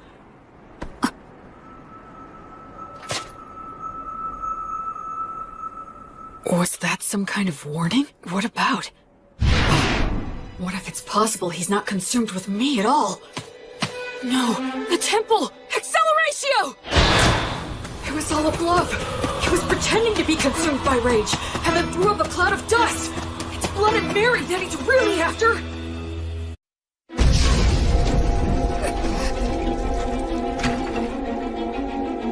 Stagnate is consumed by the desire to kill me. We're on even footing. If I fight him now...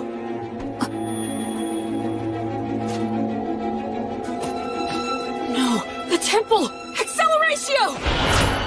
It was all a bluff. He was pretending to be consumed by rage, and then threw up a cloud of dust. It's Blood and Mary that he's really after. Come on, let me get there in time, please!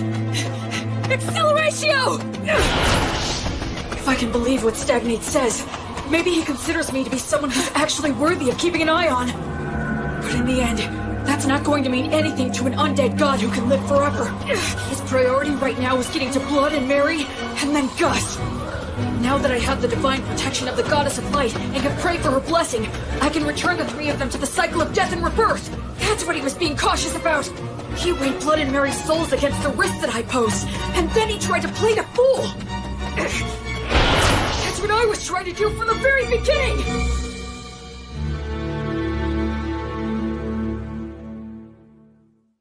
Mary! Blood!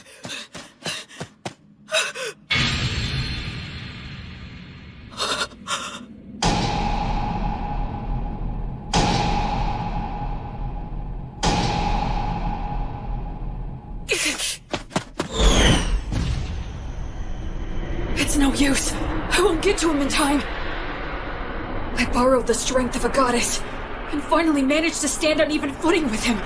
But then I fell for a trick like that, and now it's all over?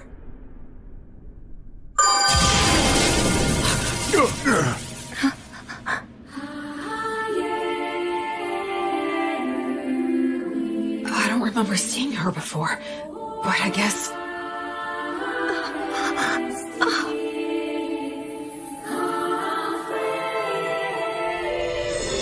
Suddenly, everything was clear to me.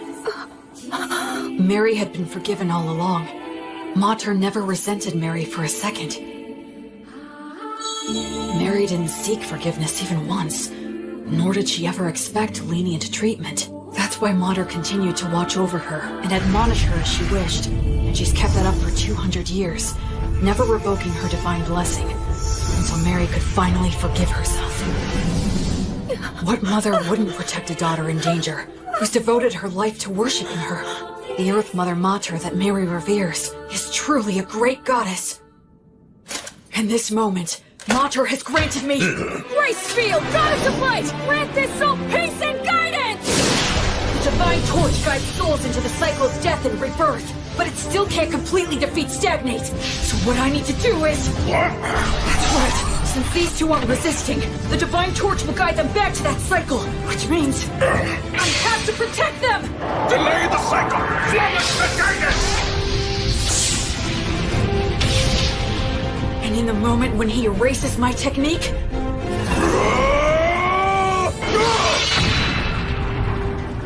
Acceleratio!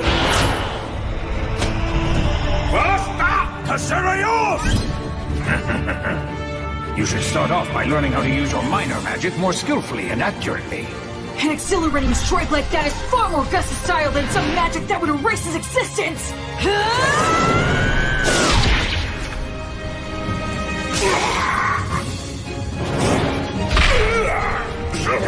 Curse you!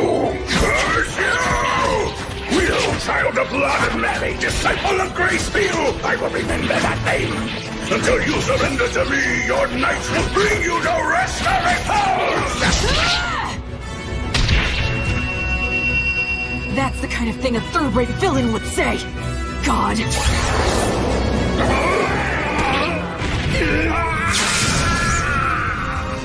I swear on the light that is Gracefield, that I will never become like you! I will live right, and die right!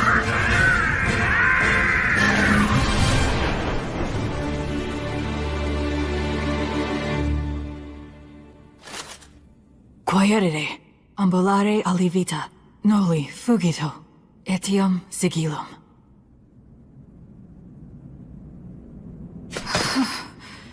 I was way too close. This Overeater blade that Blood gave me, then Gus mightily defeating the double of the Echo, as well as Mary's Earth Mother Mater buying me valuable time. All these things that the three of them have given me. The sword, the magic, and the prayer technique.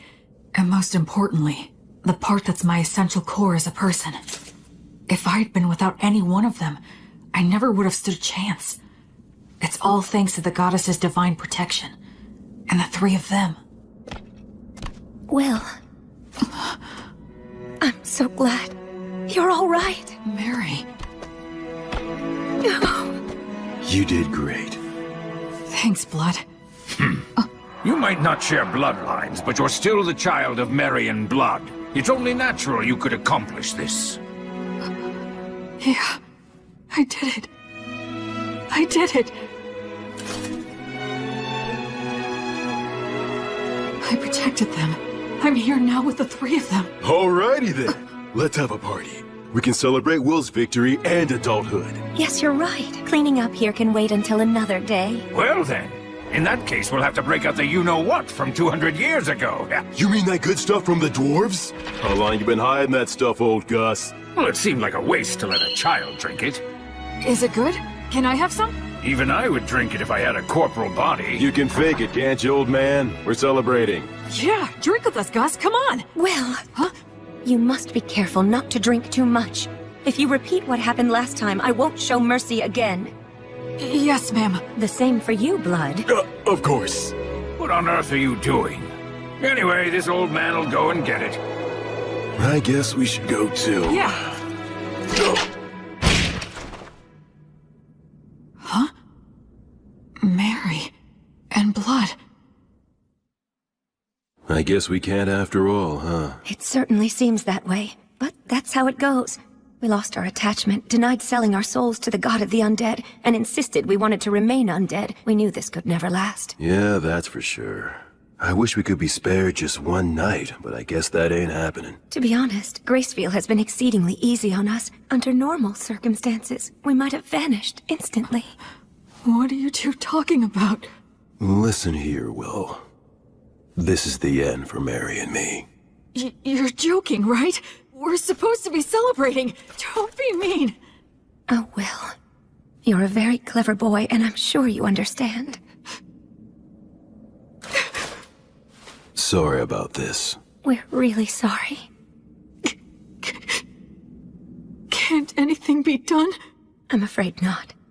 Even if something could be done, we mustn't do it. It's like you said, you gotta live right, and then you can die right. We got lost for a couple of centuries, but one could just call that a detour. Besides, parents should always precede their children in death. This concept is one of the fundamental laws of nature. Yeah.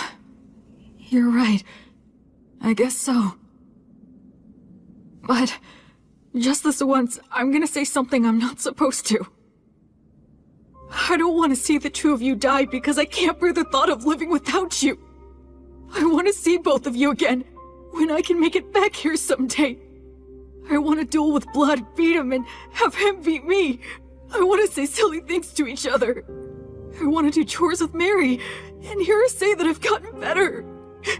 I want you to meet my children and my grandchildren someday, and I want you to teach them lots of things too. It's just cruel to say that you're going away now.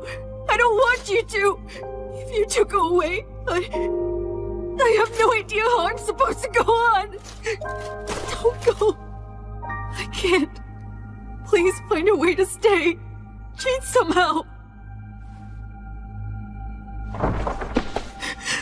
Hey, there's no need to be selfish now. Blood is right, Will. Be reasonable.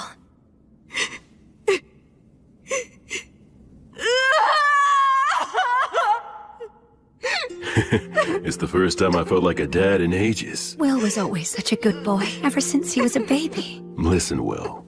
Even though we have to go away, humans can live just fine as long as they eat and sleep. You'll find something else to hold dear. Ultimately, you'll go on living. Once you leave here, you'll make a ton of friends. Go out and bag yourself 2 or 3 pretty girls. You'll have all kinds of fun. Blood! Don't encourage him to be disingenuous. Now, Will, you must be sincere both in love and marriage. Because you swore to the goddess of light, as well as the fact you killed a god, the path you'll walk is sure to be filled with a lot of troubles. No doubt you will experience setbacks and be a target for unjustified criticism. You may be betrayed by people you help. Your good deeds may be forgotten. You may lose all that you had gained, and you may end up with nothing but enemies. Even so, love others unconditionally. Always do good things. Do not fear loss. Forgive all sins. Build, don't destroy. Offer hope in despair, and be a source of joy for others in sad times. Most importantly, do all you can to protect the weak from any form of violence, just like you did for us when you challenged the undead god for our sake. Okay. Oh, dear Will, my William, you'll always be our sweet child. May the divine protection of the spirits of courage and the virtuous gods be with you forever. Listen, move forward with faith in the results you'll achieve. Once a person makes up their mind, they can do anything. You might get lost in your own thoughts sometimes, but don't get so stressed that you freeze in place. I engraved the images of them and the words they said into my heart right then and there. I will never forget them. Just like the light of the goddess, I know they will always be there to light my path. Ahem. Did I get here a bit too soon?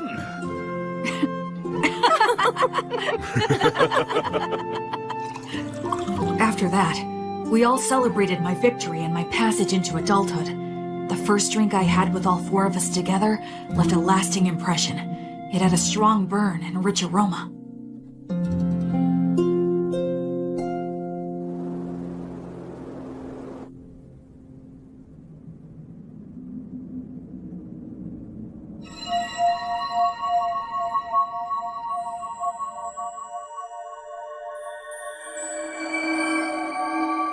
That day, the holy light guided my parents back into the cycle of death and rebirth.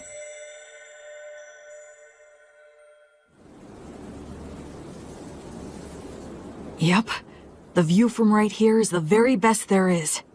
Mary, Blood, I know you're not here anymore, but I'll still come back. Just to let you know how things are going. If I make friends or start a family, I'll bring them here. I'm determined to become an adult who can tell you with pride that your child is living really well. So for now, I'll be leaving for a while. Are you all done? Yeah.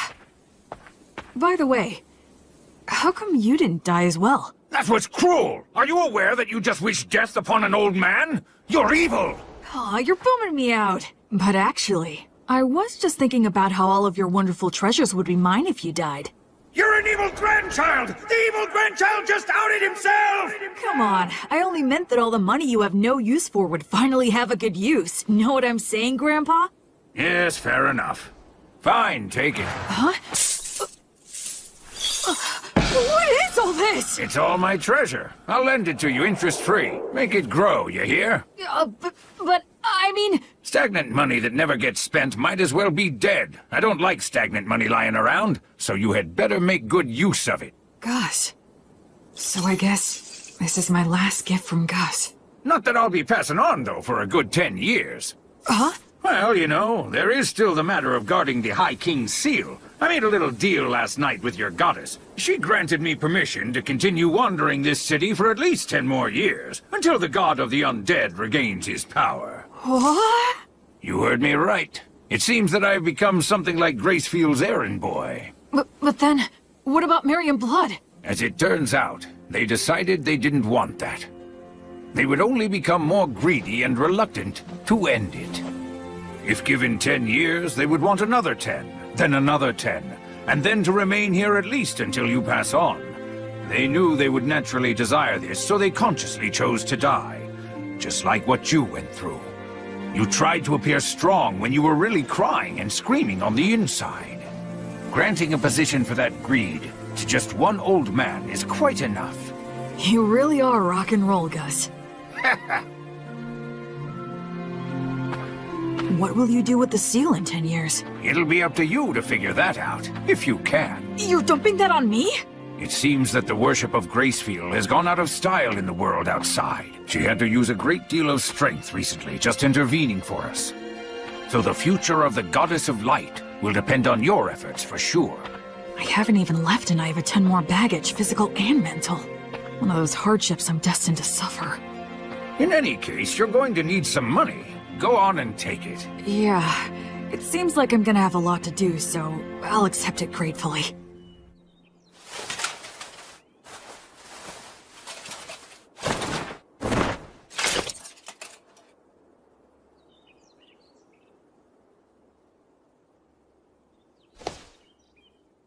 This is it. I'm leaving.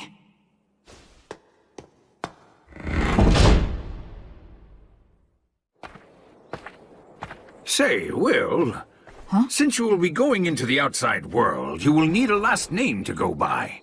William is the name those two gave you, so I thought I could be the one to give you a last name. How about it? Okay, sure thing. Then perhaps I'll hijack an old custom used by certain clans of elves and halflings. They put the name of their two parents together to form their last names. Merryblood. You are William Merryblood. William Merryblood. You will always have them with you, wherever you are. Thank you, Gus. I like that name a lot. So cool. You take care now, okay? I will. Oh, and I'll add a G for my middle name. You fool! You don't need my initial! What did you learn in those classes of yours? Well, you are Gus after all. Old Man Augustus is far too much work to spit out. Heh, what a hopeless grandson you are. Well, so long then. Goodbye, William G. Merryblood. See you again sometime, okay, Gus? Goodbye!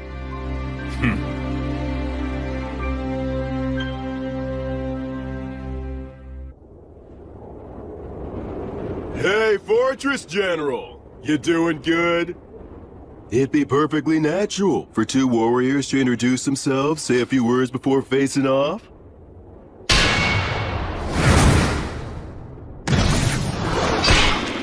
But of course you demons are always so damn rude.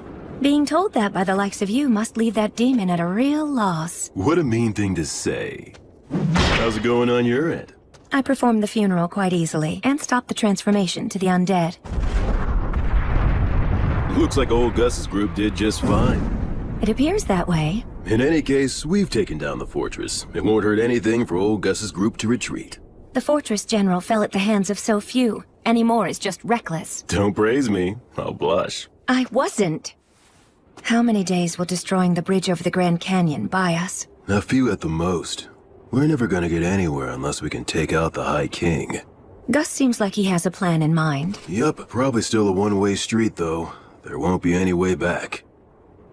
You are not coming. That's rather sudden. I'm a valuable asset in battle, if you don't mind me saying so myself. I know, but you're still not coming. Seeing you die would make me sick. What? Couldn't you at least add, "because I love you," to a sentence like that? It would be so gratifying for me. Like hell I'm gonna say something that irritating. You really are hopeless, you know that? What if I refuse to stay behind? I'll send you back even knocking you out. I already got old Gus's consent. I see. And I suppose it would be pointless to resist. That's right. Your skills aren't bad, but they're no match for the great and superior blood. All right then, how about this? If you leave me here, I'll kill myself on the spot. You what? Did you not hear me? I said if I can't go with you, I'll kill myself on the spot. So you will take me along, right? That is so not fair. You may be the strongest man there is around here, but no man can win against a woman's resolve. You're so damn stubborn. Man, I landed one crazy woman. We haven't even done anything, and you're already calling me your woman? Listen, Mary. If I return alive, let's find some quiet, peaceful place to get married. Okay. I would love to. I'd like to have a quiet house someday. Maybe on a hill with a view. That sounds nice. I'm sure the breeze would feel good.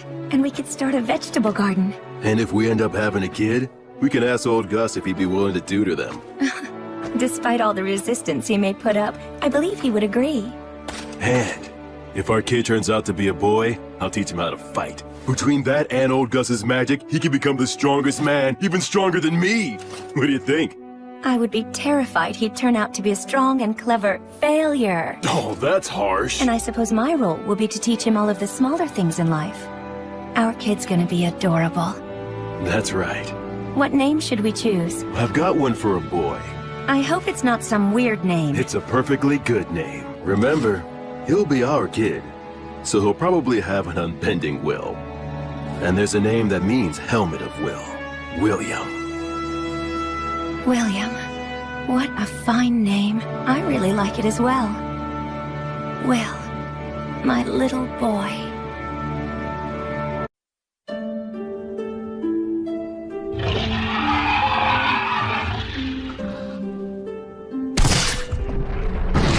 I've fought demons several times since I left the City of the Dead. As someone trained by Blood and the others, and after fighting an undead god, everyday demon riffraff are nothing to me.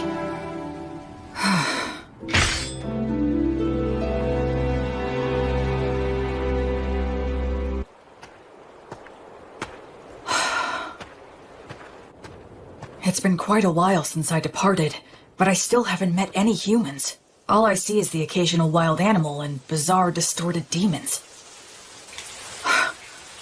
It's so cold. It's been 200 years since Blood and the others were alive. Does that mean no humans have returned in 200 years?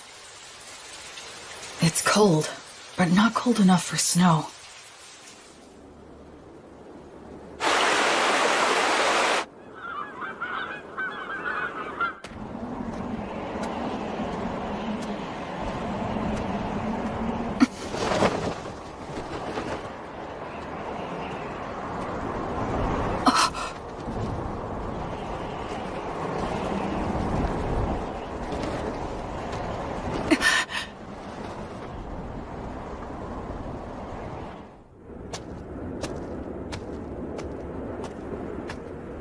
But there aren't any people.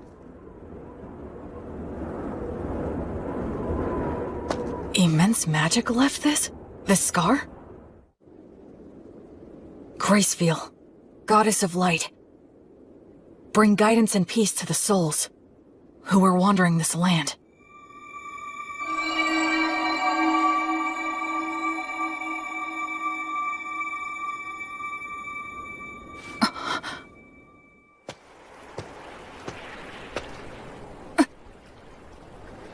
Yes, of course. It has been 200 years. The terrain's gonna change.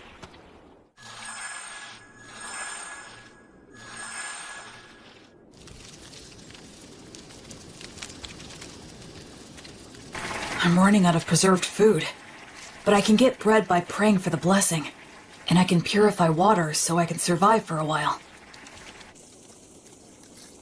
I sure hope I reach someplace that's populated soon.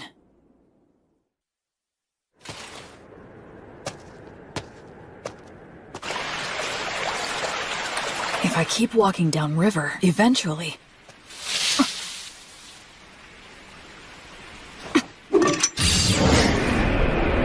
A demon? Wait, no! It's a huge boar!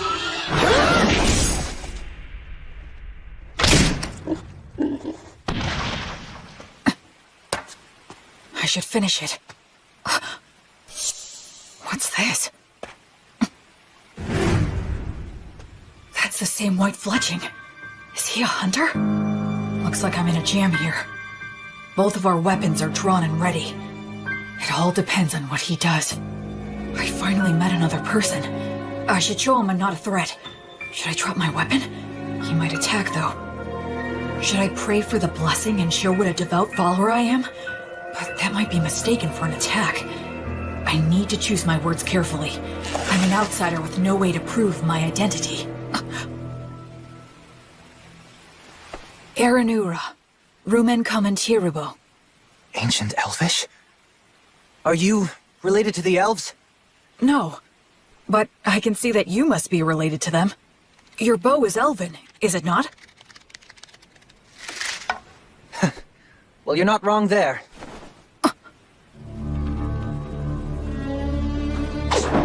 So what? The more important thing is, did you kill the boar? Oh, yes, it was me. That boar was my quarry. You took the kill from me. So... I almost said sorry out of habit from my previous life. Yes, you're right. It charged at me out of nowhere. I was forced to protect myself. Anyway, this'll take some negotiation. I'm the one who ended up killing it, so I think I have at least some right to it. All right, I guess you have a point. Oh, damn it, the arrowhead is broken. I don't have many left. I wonder if metal is hard to come by. We negotiated a few other things after that. The silver-haired half-elf was a skilled negotiator, so I was sort of at his mercy for the most part. But he agreed to give me the boar's shoulder, in exchange for helping him butcher it. Wow, you know your stuff, huh? I'm sorry. You have my gratitude. We'll make good use of you. You're so devoted. Well, at any rate, this front leg will be all yours. That's it for the portions. Okay. I guess we should eat the liver now. It'll go bad fast. Oh, I've got a pan we can use.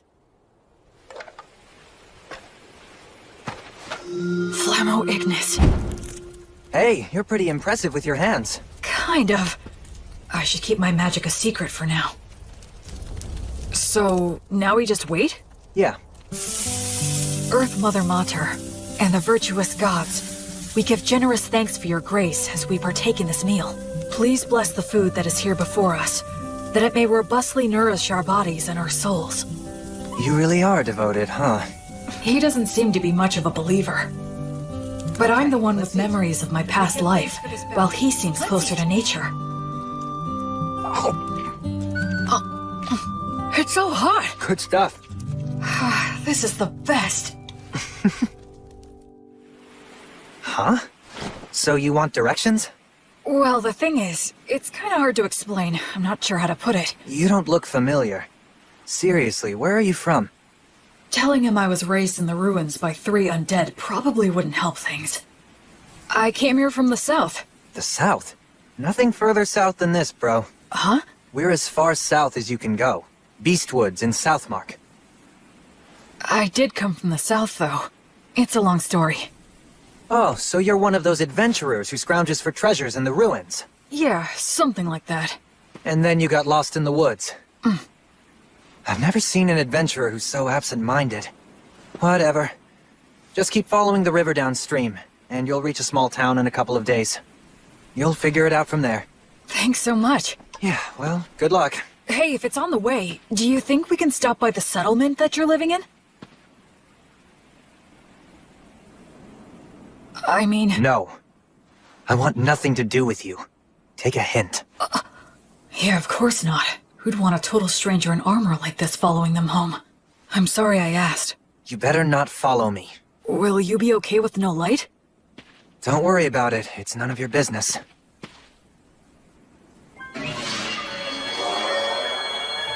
What are those? Fairies. I've never seen them. They say elves, as followers of the goddess of Fae, have a strong affinity with other Fae minions. I guess that goes for him, too. Later. My name's Will. William G. Merryblood. What's your name? Menel. Short for Meneldor. Not that we'll ever see each other again. Try not to die on the road. Menaldor. In Elvish, I think that means a very fast-flying eagle. He was a bit abrupt, but it was fun talking to him. He looked around my age, but they say half-elves are long-lived, so in reality, he might be a lot older than me. Oh, right. I should be close to a town. If I'll be getting more soon, I might as well indulge tonight. Tomorrow, I'll start by heading downriver to the town. After that, I'll try to get some information there.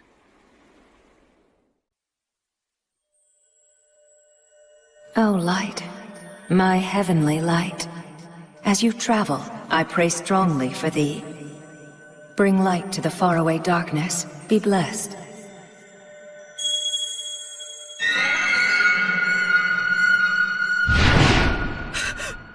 Riddle, no! Was that a divine revelation?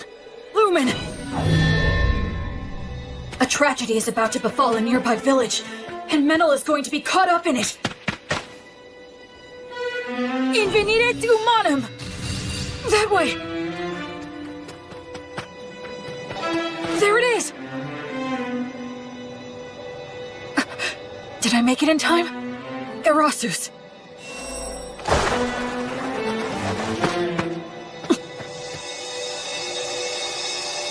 I thought I saw something shining in the forest right now. Sure you weren't just seeing things? Thank goodness. If I tell them I know Menel... Quick, hide! Get behind me! Huh? Hurry up! Are they raiders? Will Menel's village be attacked? Will he get caught up in disaster? No. A divine revelation is up to the interpreter. Oh no. It can't be. How could I have been such an ignorant fool? Menaldor isn't the victim of this tragedy. He's the perpetrator. Go. Secure the village. I'll deal with this one. Menel, what are you doing? I thought I told you not to follow me. Die. Everyone wake up! Get out here! We're under attack! Get your weapons! Acceleratio! Gnomes, oh gnomes, slip underfoot! I have no strategy against someone who can use fairies. In that case... Huh? He doesn't even realize that if your muscles are built up enough, you can solve most any problem by force. Damn it. Salamander, burn him alive! No way! My. You're quite strong, aren't you? Yeah.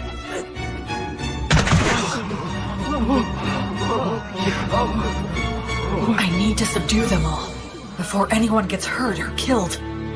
Uranium obligatio. Attacked us out of nowhere! I hate to let a warrior priest see us behaving like this. Thank you again. We appreciate all your help from earlier. Pleasure meeting you. I'm John. Likewise, my name is William. People from all over with different ideas about the law drift to this village naturally. It's always like this. This village is in an area of Southmark known as Beast Woods. Apparently, it falls under the rule of the Fertile Kingdom, but the law and authority of the kingdom doesn't reach these dangerous remote regions. So the area is dotted with villages populated by criminals, fugitives with no relatives, adventurers who scavenge the ruins, and other outsiders. Of course, I'm one of those people myself. So, what's going to happen to them? I'm not sure. Your guess is as good as mine. They're all from a neighboring village, which is about a day's travel from where we are right now. Neighboring village? Neither of our villages are all that well off, but I thought they at least had enough stored up for the winter. And we have always gotten along well enough. Also, that silver-haired half-elf is a well-known wandering hunter in these parts. He's helped us get rid of dangerous beasts lots of times, but this... Settle down now. Everyone's worn out from all this chatter. Time to take a break and have some water. This is our chief elder, Tom. Good day, warrior priest. John has told me all about you. Please allow this old man to also offer his gratitude. Oh no, all of this is because of the guidance of the Goddess of Light. Oh, well, in that case, I must express my gratitude to the goddess as well. Now, warrior priest. Is it safe for me to assume that if anything more were to happen here, that you would protect us? Yes. I swear on the light that is Gracefield that I will protect everyone here. All right, then we don't need to worry about our safety if those ruffians attack again. Now listen, everyone, I believe we should wake them all up and ask why they've done this. Do you all agree? We should hang all of them. That'll be hard if you care. Prisoners like these guys ought to go quickly. But it's dangerous to do that before we know anything. Maybe the warrior priest here can help us to decide. It seems like he wants to question them before proceeding with a plan. The demons. Our village was destroyed by them. Many died. Half of our village is gone. Our women, children, and wounded were left with no food or any shelter in wintertime. If we're gonna die with just the shirts on our backs, then... I'm the one who suggested the raid. I knew we'd lose against the demons. We would be better off looting a village and going somewhere else rather than dying. An old lady in that village named Marple helped me out a lot. And this Marple, what became of her? She died. I see. Just hang me. This was all my idea. It was me who deceived these men. Please let them go. I beg you. No way we can do that! Like hell, man! Just hang them all! Stop. We owe a debt to this hunter. And I do sympathize with the people of your village. However, we have no choice but to hang you. Since they have nowhere to go, if they're set free, they'll just loot again. They have to be killed for the safety of the village. That's the smart choice. But my mother told me, love others unconditionally, and always do good things. And my father told me, move forward with faith in the results you'll achieve. And don't get so stressed that you freeze in place. I still carry their words with me, right here in my heart. Excuse me! I will overturn this hopeless situation before me. Can this be resolved with money? Compensation, monetary atonement? Are you familiar with that custom here? Well, of course we are, but... Who here would be able to pay for that? These guys are flat broke! I am able to pay the money. Warrior priest, why would you offer this? Because demons are my arch enemies. They're the ones who killed my parents. Besides that, I swore an oath to the Goddess of Light that I would banish evil and save the suffering. We should readily assist those who have suffered at the hands of demons. We can't allow a village occupied by demons to exist. I'll go and fight them. Actually, I'd like to hire this young man to accompany me. He's an excellent hunter and he knows this forest, right? I'm going to need his talents to help me locate and fight the demons, and I can pay handsomely. Are you sure you want to do this? I feel like we're the only ones benefiting. It's a reward for all of your exemplary day-to-day conduct. Gracefield, the Goddess of Light who governs souls in the cycle of death and rebirth, is always looking upon your daily lives with her compassionate eyes.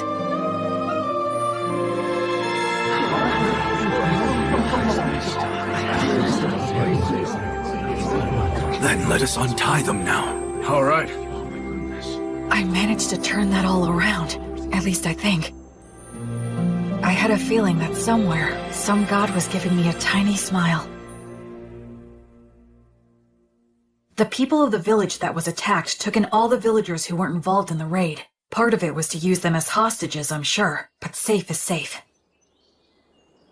So are you going to tell me what you're really up to? I don't have anything to hide. I meant what I said. Because you're a warrior priest? Well, I almost forgot. I know it's already after the fact, but you will let me hire you to take you back to the village and destroy the demons, right? You're asking this to the guy who instigated a raid and a murder. Shouldn't I be punished? I already cleared your debt by paying reparations. Besides, it was the only way you could help out. The people were starving, right? It's never crossed your mind I might betray you? If you do, it's the people of the neighboring village who will suffer.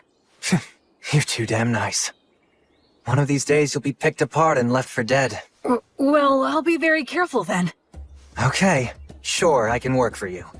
I do need some money after all. Great, thanks!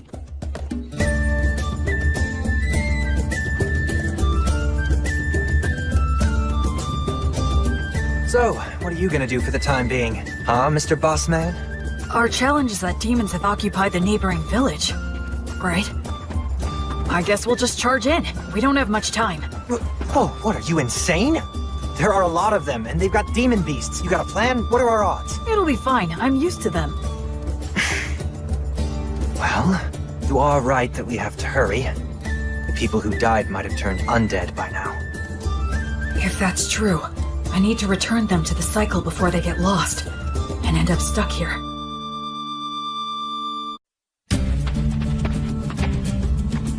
Come this way. Can we get through here?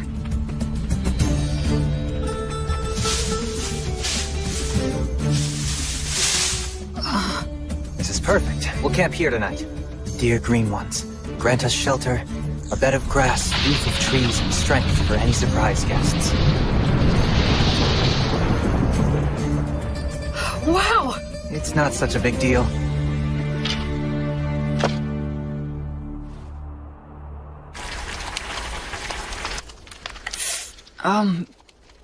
You're awfully quiet. Did I do something wrong? I wasn't raised very well.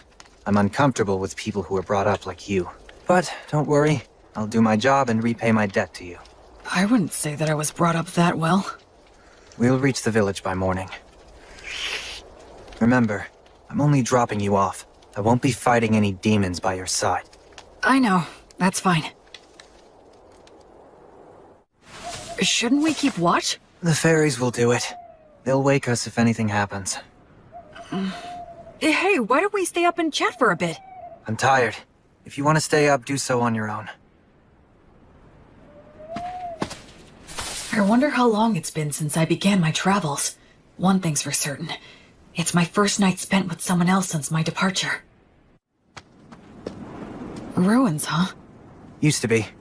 The stones and stuff are pretty useful for building new things. The village is just ahead.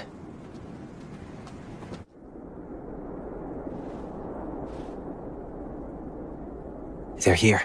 Yeah. I'll go and scout it out. You stay put.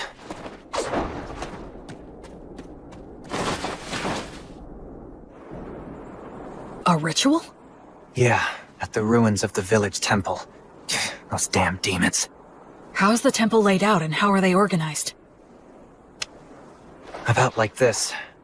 There's no ceiling, and some of the walls have collapsed. They formed a ring in the center to perform their ritual. There are 2 commanders. They have faces like lizards. I forget the name. Vroskis? Yeah, maybe. It's something like that. And what else? They have several soldiers patrolling outside the temple. I know there's at least 1 demon beast inside. What's the demon beast like? Well, it's got a human-like head, the body of a lion, and wings like a bat's. It's a manticore. You already know these guys? I've studied them a fair bit, but still. I'm glad there's not more. Excuse me? Let's just go and head on and crush them.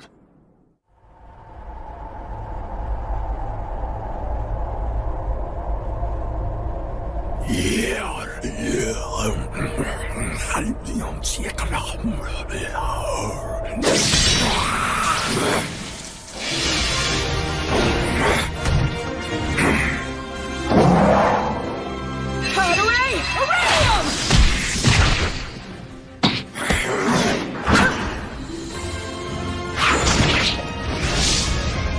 Carrera Oleum!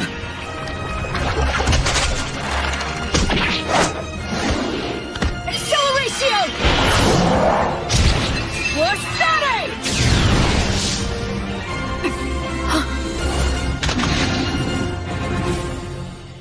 Hey, I thought you said you weren't going to fight. I jumped in because I could tell you were winning. I don't know many people who could tackle those guys alone and win. The conditions were in my favor. Regardless, your strength is abnormal. Do you do some special training or something? Oh, I eat a lot of bread, I guess. Humans usually don't get stronger just from that. Well, I think we took care of the bulk of their forces. All that's left is to clean up any surviving demons. I hope some of the villagers survived. Oh, hang on a second.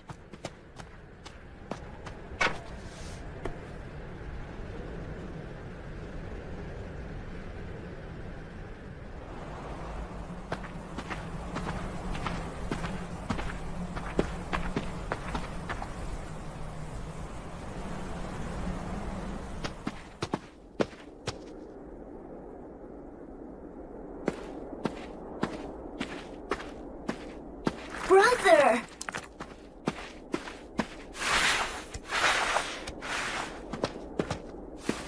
Brother Menno, it's really you. The demons came. They attacked the village. It was so hot, but I stayed strong and didn't make any noise because I told myself to have faith and believe that you would return for me. And Brother Menno, you did come back. Thank you. Why won't you? What's wrong? What happened? Did I? Hey! Listen, you did well. You did a good job. Who are you? I don't... Don't worry, I'm a good friend of Brother Menel's. I'm sorry. He's a bit unsteady on his feet because he's very tired. Oh, okay. That's right, you're a good boy. Go on. Menel? I got here late. Sorry about that. That's alright. It's fine. You must be tired. You should rest. Yeah, you're right. I do feel kinda sleepy. Sweet dreams, little one. Goddess of Light, Gracefiel. Grant him some peace.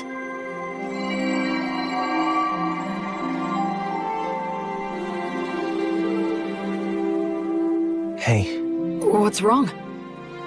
I'm really sorry. Sorry for what? I underestimated you. I thought you were just some rich boy who happened to earn a god's protection and got cocky, spouting mindless cliches. Anyway, I'm sorry. Don't worry about it. There was still a distinct look of pain on his face, but Menel also had the faintest of smiles. He didn't hesitate anymore after that. He held the hands of the undead and exchanged farewells with them.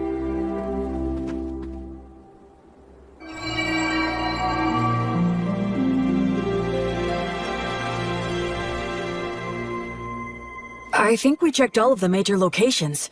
I don't sense any more demons. One more. Huh?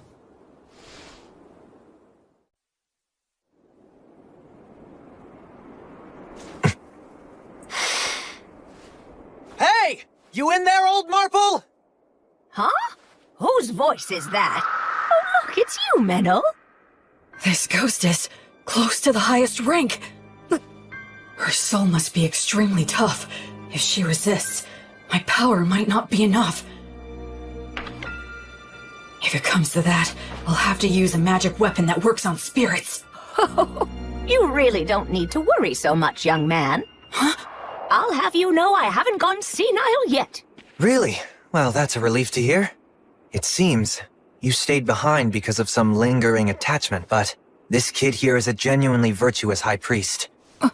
Returning lost souls like you to the cycle of death and rebirth, and treating wounded people are what he does best. Oh? Listen, we can take care of the village now, and I think it's high time for you to move on. Unless you still have something to say. I can deliver the message for you. Menno, you've been bad again. No, I promise I haven't. And where the hell did that come from anyway? Maybe you are senile. I can read you like a book. What's that supposed to mean? You're lying, that's what. I can always tell when you're lying. You're a little hooligan, but at your core, you're honest and smart. All this killing and stealing isn't for you. My goodness, you know this more than anyone. You see now, don't you? Shut up. What did you say? Shut up! What makes you think you know anything? Just what the hell was I supposed to do, Marple? You died, and everyone else in the village was starving. What else could I have done? You think I should have prayed to the gods or something? The gods. The gods have never helped me out, not even once.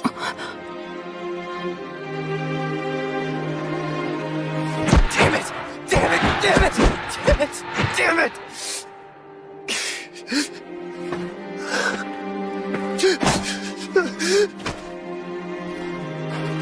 Damn it all. I've had enough. Just let me die with you. The life of a half-elf is too long for me. Those with elven blood live for hundreds of years. Even after they lose the people and places they love, it still doesn't end. They can't leave. Listen to me, Menel. Now, Meneldor. Despite all that, the gods have given you a second chance. It's your last chance. Stop living like some useless bum. You may hate the gods, but remember that the gods will never stop loving you, even if you don't notice it. They will always shine their light, never growing bored or tired of you. So now, you just need to realize that light is there. Okay, priest, I'm ready, but if you wouldn't mind... Yes? Can I entrust you to look after this poor fool? He's not really such a bad boy at heart. So please, treat him well, won't you? I will.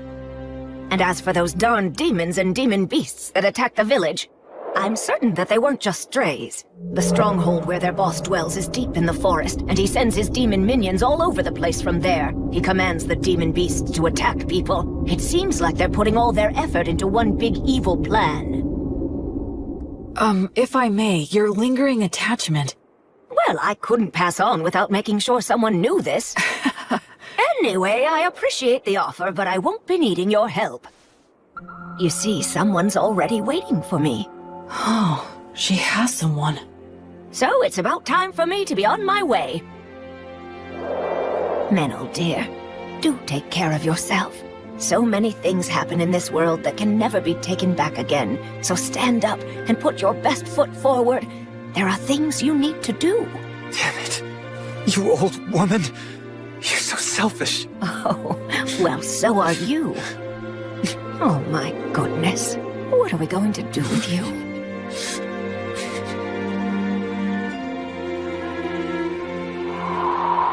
Well, I'll leave the rest in your hands. Of course. You can count on me.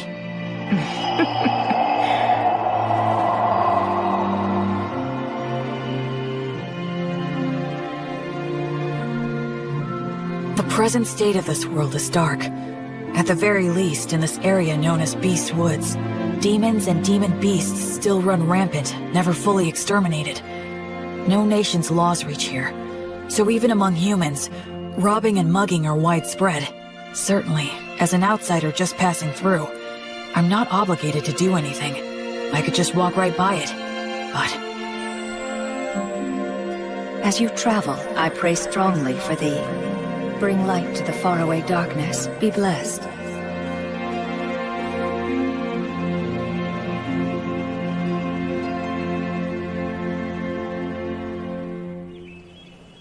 A few days later, the villagers returned.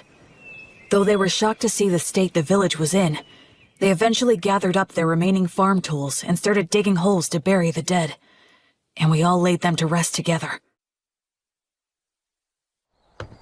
So, what are you planning to do now? Well, feast your eyes on this.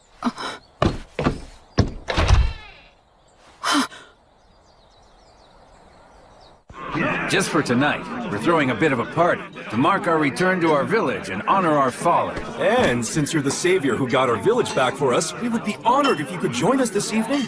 I'd be glad to. Oh boy.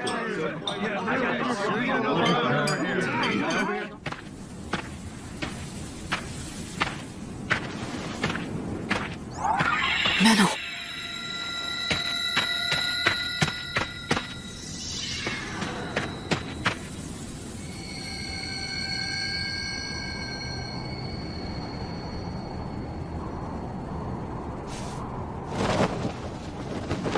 Hey. That's a beautiful view. Looks are deceiving. Oh. Those ruins are actually an undead nest. Countless adventurers have gone in, but none have ever come back. Oh, I see. Okay then, I'll go there tomorrow. Huh? Were you even listening to me? Yeah, you said it's an undead nest, right? If it is, I need to go and return them all to the cycle. I forgot who you were for a sec. Being around you throws me off my game. And here I thought I was a much more indifferent person than that. A little late to say that after the way you were wailing earlier. Well, why are you saying that to someone who's already depressed? Hey, Menel. What was Marple like? Can you tell me about her? She's strange, exactly like you saw her. I was born up north in Grassland, in the great forest of Erin. That's where all the elves live. My mother was a woman of insatiable curiosity. She took off somewhere outside the forest, came back pregnant with some stranger's child. Then she gave birth to me and immediately died. I grew up at a different pace than everyone around me. And the thing with my mother didn't help. They said I was a disgrace. And since I didn't fit in the first place, I ended up fleeing to the forest. Of course, the world outside was no paradise either. But luckily for me, I could use a bow and arrow as well as knives. And I could see fairies. When I ran into enemies that wanted to eat me, I had the skills to kill them instead. If I didn't, most likely I'd be prostituting myself out in some back alley. You do have a pretty face. What's that? Nothing. Go on. Anyway, I became an adventurer and slowly made my way to Southmark, where there were a lot of old ruins still. But a member of my party betrayed me in a fight over the loot we found amongst the ruins. He poisoned my food and I nearly died. I killed him with my own hands. But all of them except me died anyway. I didn't even know where I was wandering off to. It was near that village that I finally passed out.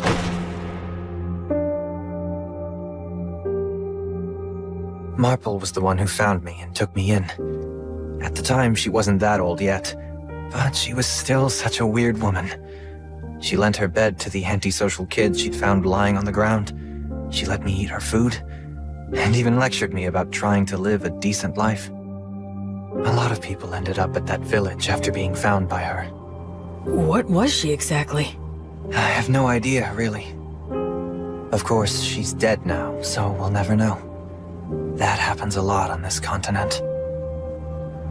She did take me in and looked after me well. That's when I started pretending I was a hunter. There are a lot of nasty creatures and demon beasts in this area. I was relatively useful, and I had a place to belong. But I lost it all without any warning. I got all the survivors together so we could be the ones doing the stealing. But thanks to you, we failed miserably. It sucks having a longer life than anyone else in a place like that, so it's depressing. I just want to die sometimes.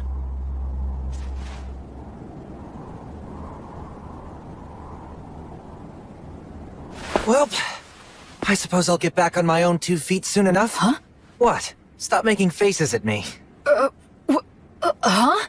Just saying that there's a huge difference between your priest self and your normal self, huh? What? So Will, priest of the goddess of divine light, I'm grateful to you. You stopped me before I could do something irreversible, and you saved the people of the village. Hence, I'm asking to receive the light of the goddess through you. Do you accept what I ask? I will act as the medium. You can form a bond with my goddess. I will pray for you. May the divine goddess of light, Gracefiel, hereby love you, illuminate you, and always walk by your side in your travels. To my guardian deity, I swear to live my life honorably. Please shine your light upon my path. Help me atone for my sins. There'll be tough times ahead, and I might want to die now and then, but I'm not gonna stay down. I'll put my best foot forward, like the old woman said. Menel, you're really strong. It's amazing. I admire you. Come on, stop being gross. Between the two of us, you're the strong one. Where exactly does your power come from? I'm not strong. I just lucked out and happened to get amazing teachers in my life, that's all. Well, I'm not going to meddle. Anyway, ready to head back? Mm-hmm.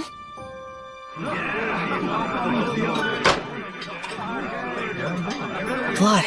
Mary. So, I think maybe I just might have found the very first person I could call a genuine friend. This looks bad. They stole all of the livestock, and they destroyed a bunch of tools that can't be replaced. We'll have to make the journey all the way to White Sails to buy some more. But with whose money? Well, we can't replace everything. Hey, what exactly is White Sails? Huh? Are you being serious? What's your deal? You grew up in a cave or something? Sorry. So, White Sails is this... could you tell me about the history of this place too? Yeah. Alright, fine. You know we're in the southernmost continent, known as Southmark, right? Yes, that I know. So around 200 years ago, Southmark was engulfed by a horde of demons. The 100 heroes took out the king of the demons, but the humans abandoned this continent, crossing the sea to retreat to Grassland in the north. The 100 heroes? That's Blood and his buddies. Since the Fertile Kingdom unified the southwestern region of Grassland, they've been cultivating the land with the intention of reclaiming it. And as for the area of White Sails, it's the port town that became the center for immigration from the north. I see.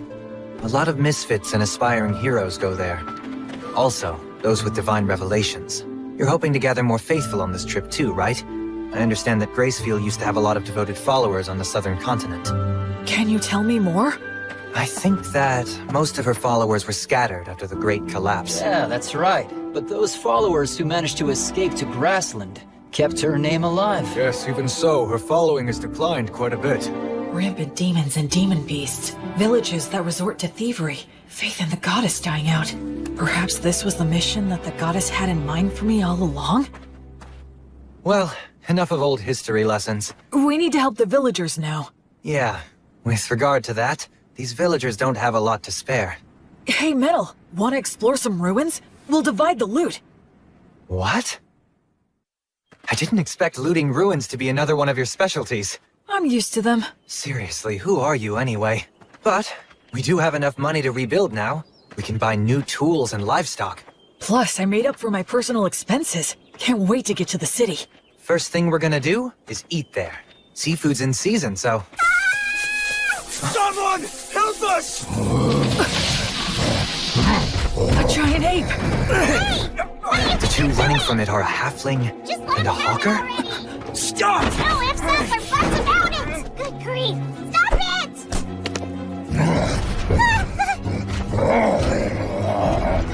Yeah. Who are you? What is this dangerous? Blood told me that when facing a wild animal, the moment you break eye contact, you lose. Well then, come at me if you're going to. We can do a little wrestling.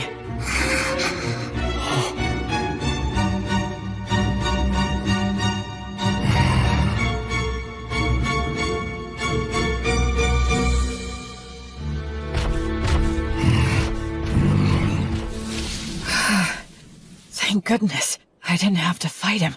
Are you okay? Wow, mister, who are you? Some kind of adventurer? Not many people can stop an agitated giant ape just by looking at it. You're incredible! Oh, I'm Robina. Robina Goodfellow. I'm a singing, dancing troubadour. I go where the wind takes me. You can call me B for short. And that dork over there is Antonio the Hawker. I call him Tonio. The company he worked for went under, so now he passes himself off as a hawker on remote country roads. Sometimes it's hard to get a word in edgewise. We were just on our way back to White Sails, which is my home base. White Sails, huh? Boy, you really saved our hides. Thank you very much. My name's Meneldor. I'm a hunter around here. We were about to do some shopping in town. And this guy is... I'm William. William G. Merryblood. I'm a priest in service to Gracefield, the goddess of light. You can call me Will. Wow, that's a noble name! Gracefield's the one they love in the southern continent, right? Oh, wow! I didn't know she still had priests. And not just any priest, a warrior priest. Am I right? Am I right? It's true. He may look spacey, but he's got mad skills. I mean, I hardly ever get attacked when I'm walking with him. Are you saying that the beasts know how strong he is and avoid him? What the heck? How cool is that? What? You usually see more of them? Yes, of course. That's why it's called Beastwoods. It feels like their eyes are piercing me. Anyway, is it just the two of you? No guide? Or were they killed? Well, actually, when we came across that giant ape in the forest, I'm embarrassed to say that they ran away. Some guys conned you out of their upfront pay and then bailed? You need to get way more savvy about people, Mr. Peddler Guy. I'm rather ashamed. And they made a big old racket when they ran too. It was really nuts. Giant apes don't even normally attack. They just look scary. They both lost their guides? So now what are you two gonna do? We'd be more than happy to take you with us if you want. We'll just say you owe us one. I'll do the deal-making, not you. So, we'll owe you one of what? We want to buy livestock. and some other stuff in White Sails. Ah, I get it. If that's what you want, then I'd be glad to help. I can introduce you to a dealer that I know. We appreciate it. And sorry for butting in. This guy has no idea how the world works. So were you really born as a true noble? He has that air about him, like he's pure and untainted. Nah, if I told you about my origins, I suspect you'd have a hard time even believing me. You mean you're of such noble birth that you can't talk about your family? And a priest to an unsung god too! Wow, that's fantastic! My poetic heart is bursting with inspiration! Wait. No matter what I say next, it'll probably only make it worse. Now what? Okay, it's settled. Let's get moving. Yep, time's a-wasting!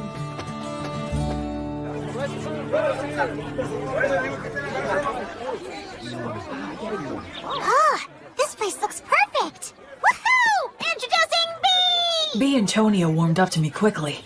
Tonio has a gentle demeanor, and he's good at getting close with others. As for B, she doesn't seem to have any boundaries when it comes to people. Ahem! It is now time for me to sing you all a song. I'm counting on you to clap along for me, and you collect the donations, Will. Sure! You got it, B!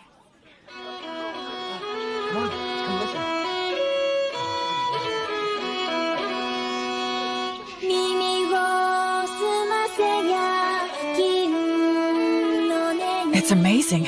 Every time we walk into a village, she lures everyone in. It's really impressive. She never gets tired. Very well. Right here. They make a good combo for doing business. Huh? A lot of hawkers use high-pressure tactics or even petty thievery to make their See cut. if I can get the priest. I see. I guess it's true about him working for a company. Hey, Will. Oh? Excuse me, I'd like to ask you something. Sure, what is it? Well, this is my question. Can the blessing you invoke heal sickness and injury? Yes, it can. I see. Then I have a proposal for you. Huh? Goddess of Light. You're as good as new. Oh, wow. Thank you. I'm so grateful. How much do I owe you? Oh, don't worry about that. Offer your thanks to Gracefeel. And if Tonio has anything you like, please purchase something from him. I'm a priest who is still just in training. Yes, okay. Thank you so much. Let's get something to celebrate your recovery. How about this hairband? So B attracts the people, Will offers his healing, and both bring him some business. Smart guy. Tonio's pretty cool. Yeah, I think this'll help with the return of the Goddess of Light.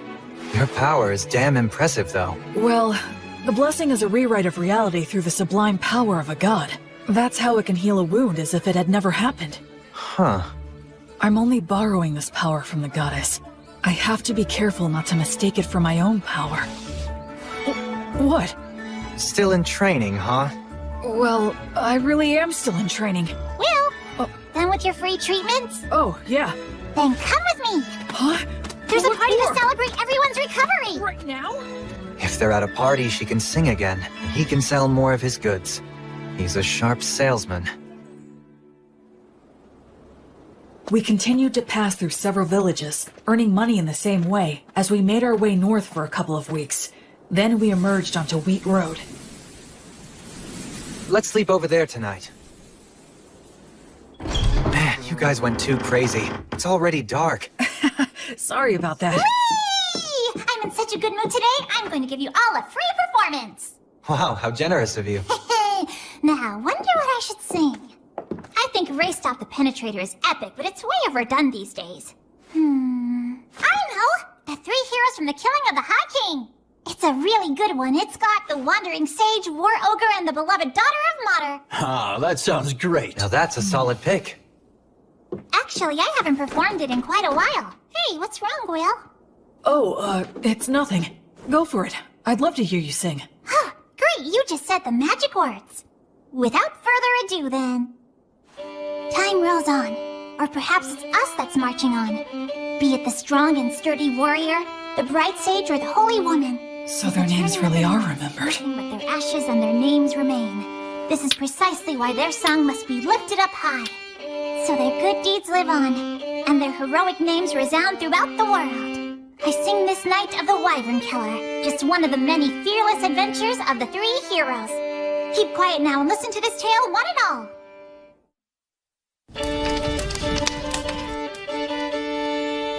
"星を期待しその魔剣 Jeez, Blood. You never talked about yourself at all. So this is what your past was like.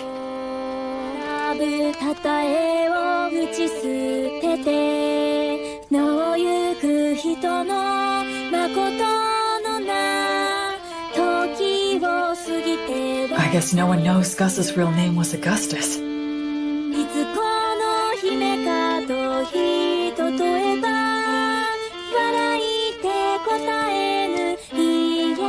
Mary's refined manner definitely gave the impression of noble origins, but I'd believe it if someone told me she came from a poor village too. These are bygone days, now far away in the past. Oh, countless wishes now left with no way home. I can only play your melody loudly, to be carried upon the passing winds. The story takes place before they were known as heroes, when the three of them were traveling together. A certain remote village that they visited was attacked by a wyvern, and a beautiful half-elf was chosen as a sacrifice to appease it. Upon hearing of this, Mary said they should save her, but Blood asked where they could possibly get the money, and Gus said nothing. Their personalities in the song are slightly off, I think, but still, it brings their voices, words, and expressions clearly to my mind.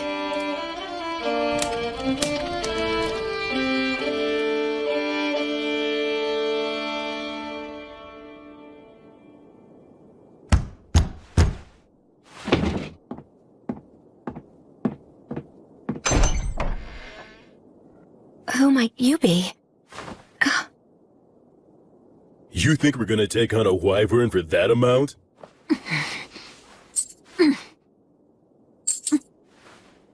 Ah, what fine money. Look how it sparkles and shines. If this will be the payment we're given, then... We have no choice but to do the job.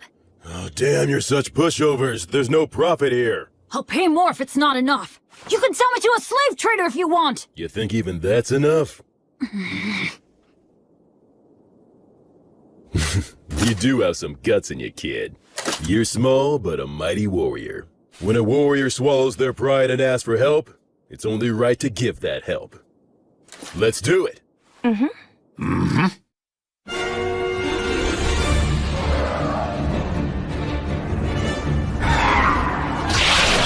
Ligatur, nodus, obligatio!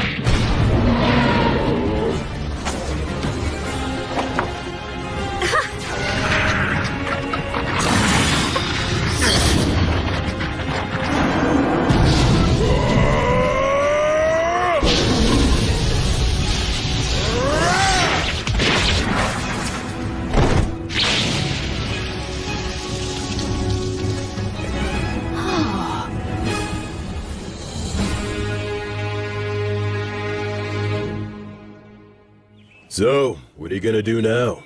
Neither one of you can stay in that village anymore. We'll manage. Then take this with you. Old Gus here carved words on it. That'll serve you better than some cheap good luck charm.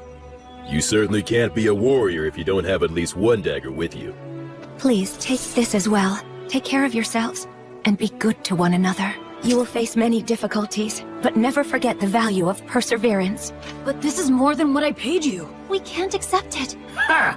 Who said we're giving it to you? It's an investment, merely a loan. A loan? Listen, you two must live the best you can and build up fame and fortune for yourselves. If your names reach our ears someday, well then, we will come to collect what we've lent you, plus interest.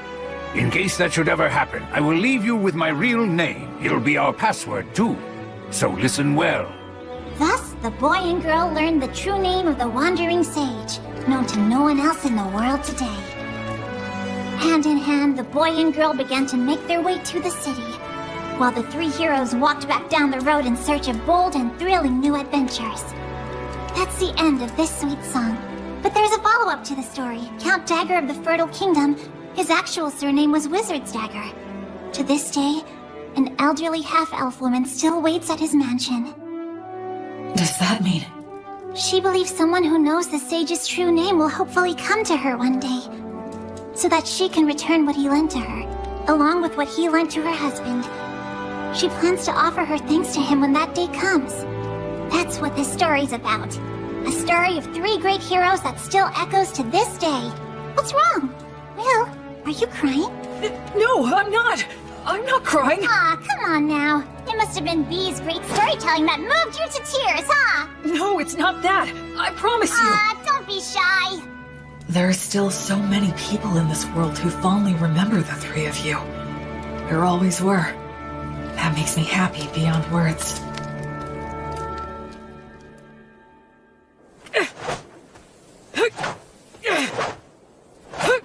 The Fertile Kingdom, huh? Once we cross the sea, maybe we'll meet people who still talk about blood and the others. Hey there. Huh? I see you're up. Looks like you're working hard. Hey, Tonio. Will, you're a strong young man. You think so, huh? In looking at you, it's become clear to me that your movements have been refined many times over. But, then again, maybe you don't want to hear that from a guy who got conned by phony adventures. In any case, it's obvious that you're used to handling that fine dwarven spear. And those who can handle that masterpiece have to be a master themselves. But there is one thing I don't understand. Something you don't understand? I'm curious to know what it is that you desire. Why are you asking me this? Well, because I'm a merchant. It's my job. I move product and grant people's wishes for fair wages. Satisfaction is a merchant's specialty. You are quite a mystery to me. I can honestly say that I have never met anyone like you before. You are strong and you have courage. You're educated and have good manners. And you're not hurting for money. But you're not really like a noble.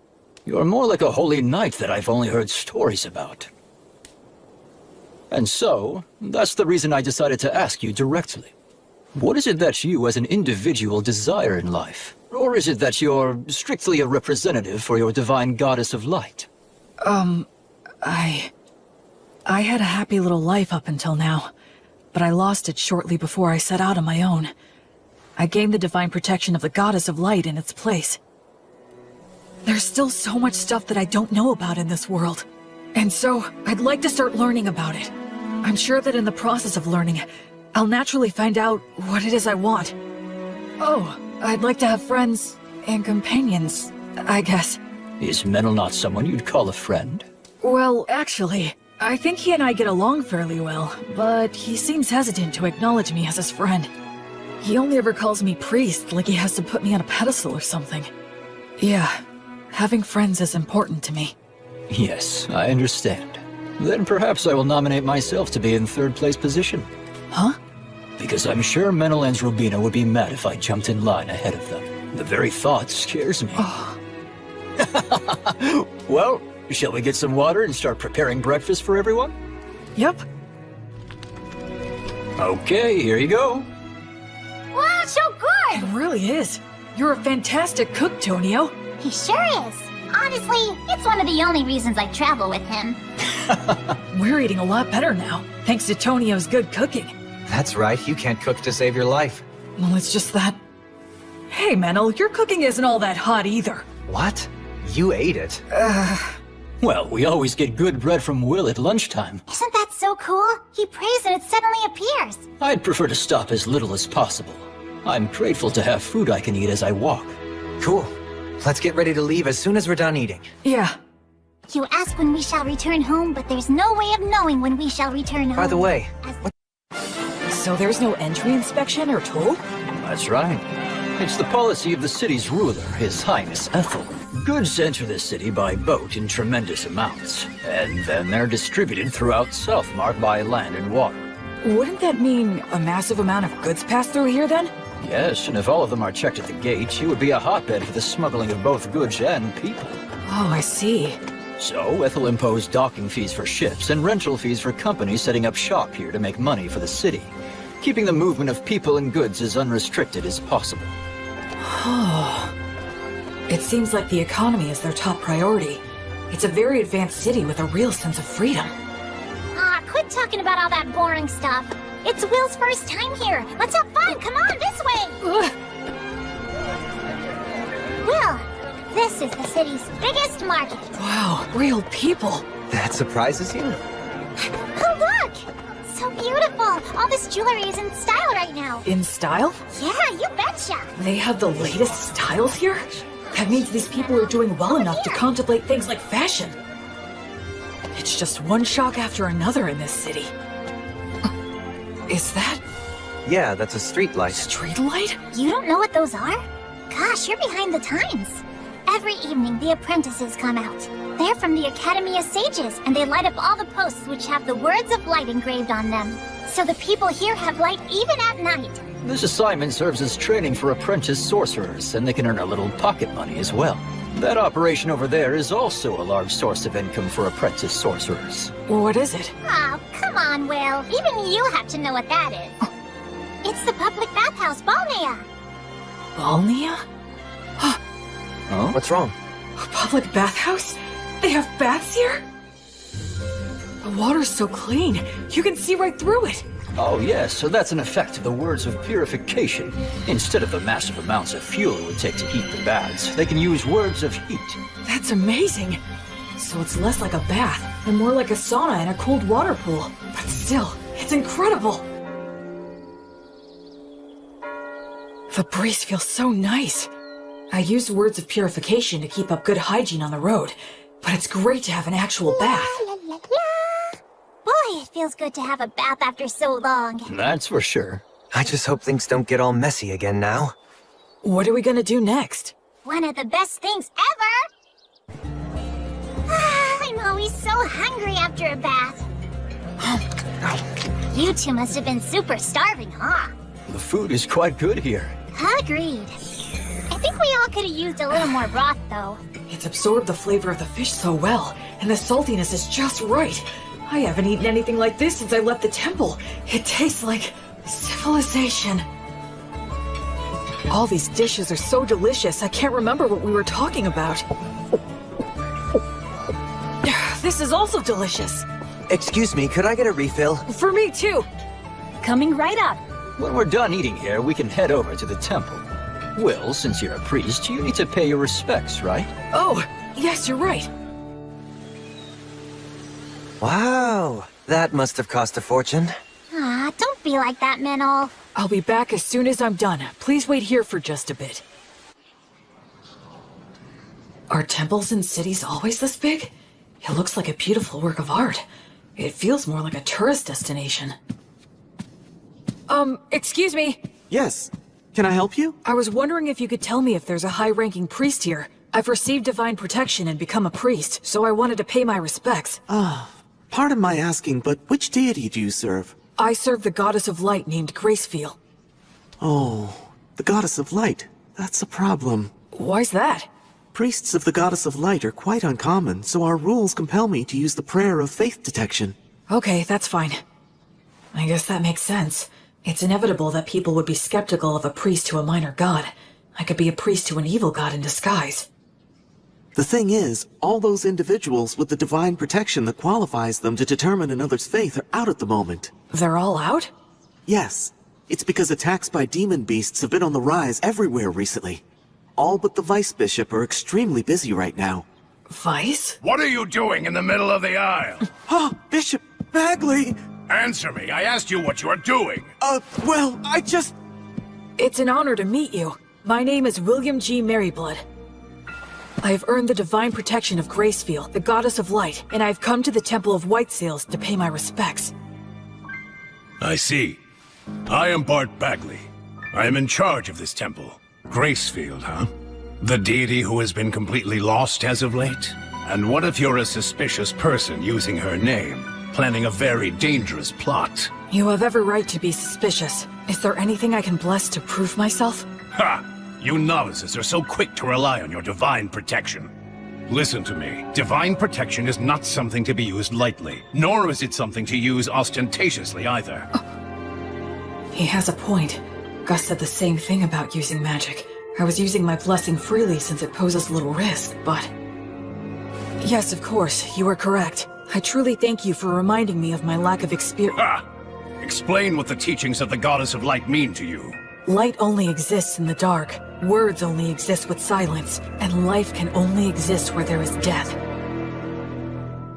You enter his name in the registry and show him around the temple. Yes, but we haven't performed the prayer of faith detection or the prayer of lie detection. You fool! What did I just say, you idiot? Right now, I need to go make an appearance at the Weavers Guild banquet. Spend your time as you please, but do not cause any trouble. And make sure to offer some money. Well then, right this way, sir. Oh, right. I realize how unpleasant it must have been for you to have met Bishop Bagley, but you handled yourself very well. Huh? Well, the head of the temple loses himself in parties and pleasure-seeking. He's quick to anger and always complains. Despite all he says, he never uses his blessing. The vice bishop, on the other hand, is a most wonderful and virtuous person. I'm sorry, don't tell anyone I said that, okay? Sure. Hey, what do you know about the head of the temple? Well, I've only ever heard bad things about that guy. Like, he's really vulgar. He seems to have some sort of influence behind the scenes of the city's commercial and industrial guilds as well. So that's how he's seen around here? Still, talk about living it up. I mean, he's letting us use the temple's guest room. 2 of them, even. Anyway, what should we plan to do next? We could take in sights, or visit some guilds nearby. Oh, if we do that, then I'd recommend going to the... Wait a second. What was that? Those don't sound like clock tower bells. Is there a fire? That sounds like an emergency alert. It's a wyvern! Everybody run! Huh? What the...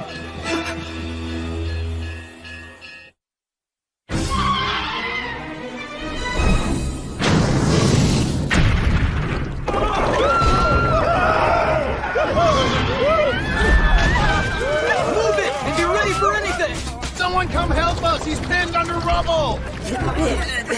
What's going on? Stop pushing! Where is my child? Oh, gods.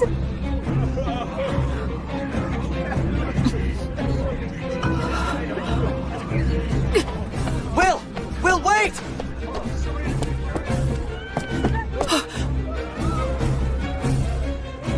Why is a wyvern here?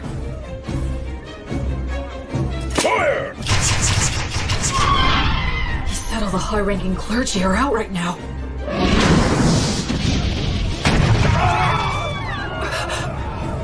Their civilization, their city, everything the 3 of them protected. A place where people can live freely. Verba! Volanto! Tony Truce! It missed. But among the words I can use, these have the furthest range. I'll just have to keep firing until I hit it. What are you doing, you idiot? Why are you shooting off high magic like that in a blind fury? You'll get yourself killed! But nothing! You're fighting a wyvern. You have to be more efficient than that. You've got smarts. I suggest using them, you moron. Don't just rush in. You should start off by learning how to use your minor magic more skillfully and accurately. I got it. All right, then. Think. What can I do about this wyvern using all that I know? Menel, would you help me? I need you and your fairy magic. Right. B, Tonio! Huh? Please work with the people nearby to get everyone clear of the temple's front garden. I'm going to bring the wyvern there. Your Excellency, you must take shelter below, quickly! How could this happen? Dozens of people, if not hundreds, will die. Sylphs, maidens of wind. Your steps are the wind steps. Your song is the wind's song. Sing in chorus, sing in rounds, cheer and applaud. Your sweet harmony shall spread the words of origin in the 10 directions. Verba, Volanto, Conciliat, Sequitur, Tony Truce, Aurania.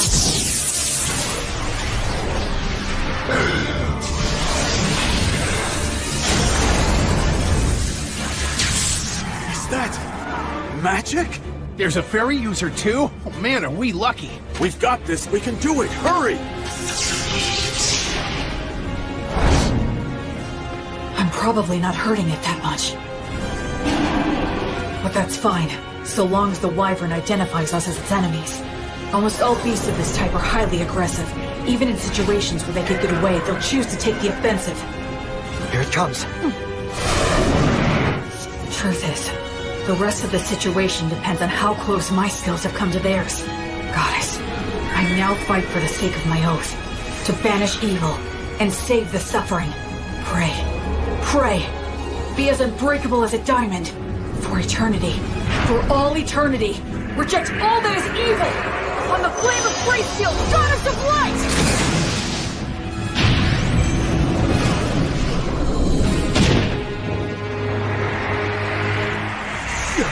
What the heck is that stuff?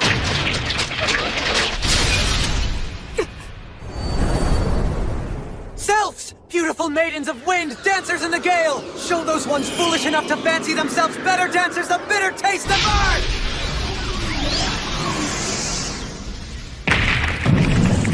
Ligator! Notice! Obligatio! It's powered up. No, it's trying to tear them off. Damn it, Strong. Acceleratio!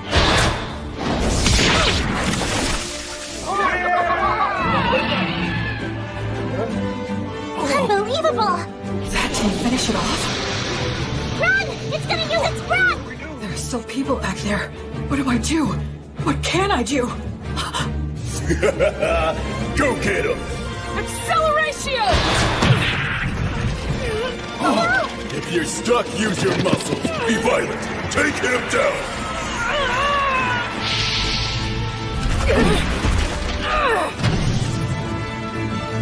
A neck throw?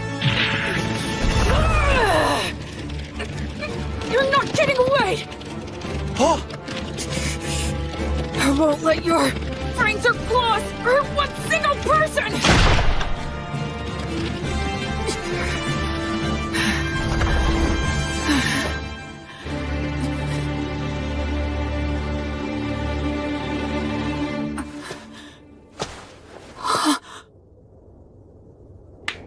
Well done! Excellent work! I praise you and give thanks to all the gods for allowing me to serve a great hero such as yourself.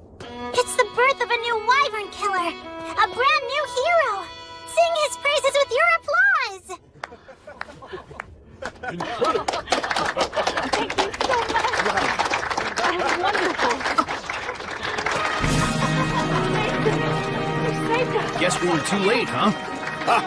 I had no idea so many magic users and a warrior strong enough to kill a wyvern were staying here. It is truly divine providence.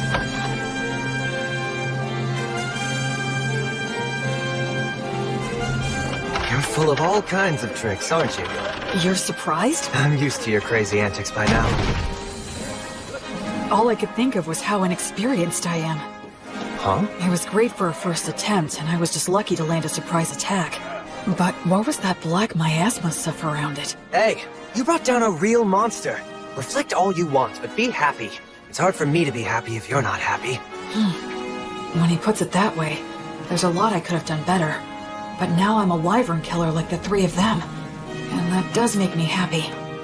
Yeah. Menel, thank you. I owe it all to you. Yeah, we did it. Come on, you know damn well it was almost all your doing, you idiot. Is the wyvern killer here? Yes, that's me. How can I help you? Please, come with me, quickly. His Excellency, the Crown Prince, wishes to see you right away. Welcome to my mansion. You're a great hero. So, this is the Crown Prince of the Fertile Kingdom, the Lord of Whitesails, and the ruler of Southmark. It's more than I deserve to stand here in front of you, Your Highness. I came immediately when I heard your request. My name is William G. Merryblood.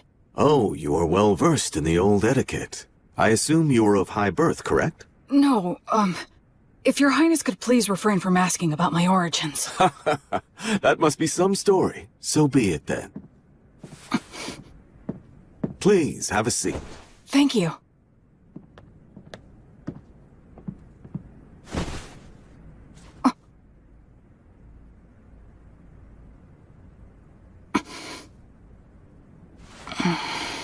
William, there are 4 or 5 individuals in your group, are there not? Yes, 4 of us. Which makes you a magic user, a priest, a fairy user, and a warrior. Well? Actually, we are a traveling priest, hunter, merchant, and a bard. One who shot lightning at the wyvern, one who made the light, one who dealt with the air, and one who broke its neck. That is 4. If that makes 4 people, it is indeed correct that we are 2 of them. What are you talking about? I can explain. My friend there, Meneldor, called the fairies, spread words, and manipulated the air currents to bring the wyvern down to the ground. So you're saying your friend is the fairy user then? And the rest? The rest was me. I'm sorry, but would you mind telling me what you did back there? I used brute force to break the neck of the wyvern. You killed a wyvern and aren't delighting in it? You really are a valiant warrior. Well, Can I do anything to fix the damage the Wyvern caused? Of course, work has already been done, and more is yet to come. But there's something even more important that must be done. And it has to do with offering my thanks to the hero, for example. Oh no, Don't be modest, William. I do not want my people to see me as an ungrateful man. On behalf of the people of White Sails, I, Ethelbald, thank the both of you for your courage. You did well to minimize the damage caused by a Wyvern's surprise attack. I am unworthy of such praise. I would like to bestow upon you a reward. Is there anything you want? If I may, Your Highness, I traveled here today via Beast Woods to the south. The villages in that area are currently under threat by an army of demons commanding savage demon beasts. I see. So if I may ask you, would it be possible for Your Highness to send his soldiers over there to help hunt down the demons? It's not impossible, but it would be difficult. You saw that wyvern. Within parts of Southmark that I govern, demon beasts like it have caused frequent incidents. You mean? Of course, it's that toxic miasma. Any being it touches is corrupted and turns savage. Are you certain you are well yourself, William? I am naturally resistant to poisons. Oh, that is good to hear. Under the previous king's policies, we expanded our domain too much. We cannot even sufficiently protect the villages we directly govern at the moment. Do you understand what I'm saying? Then, would you give me permission to hire adventurers and mercenaries with my own money and organize an army to drive out the demons? William, are you certain you recognize the full extent of what that could potentially mean? Yes, I understand that I am asking a considerable thing of you, Your Excellency. Yet you stand by your request. Yes. Because if I don't, then how many more tragedies would we be forced to simply overlook? Except to save everyone here is a task not even gods can achieve.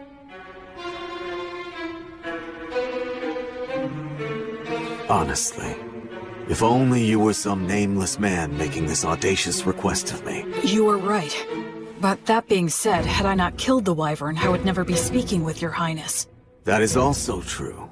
But I must also consider the option of having to kill you. I must also consider the option of having to kill you. That's unnerving. And how will you explain my death to everyone? I'd simply say that you were poisoned in a battle with the Wyvern, and you started to spit up blood since the treatment was too late. I understand what his disposition is. A hero who can't even prove his identity is asking him for forces to operate in a region he doesn't even govern. Of course he'd see it as dangerous. I can handle those two, but there's still the risk of projectile weapons, and the prince is pretty skilled himself. No, it's pointless to think about that. In any case, I have to get through this somehow. I need to speak from the heart and plead my case as earnestly as I can. Your Highness. Go ahead. If all the saltiness were to disappear from the world, then what would give salt its distinctive salty flavoring? And if all those who carry a flame were to live entirely in the sunlight, upon what would they shine their flame? For my part, I'm fortunate to have received a part of that flame from Gracefiel, the divine goddess of light. I firmly believe that the ones who carry that flame are the ones who should march first into the darkness. They must shine the light upon those who lament in darkness and light the path for those who follow behind. So please, I beg of you, can you somehow grant me permission for this unusual undertaking of mine?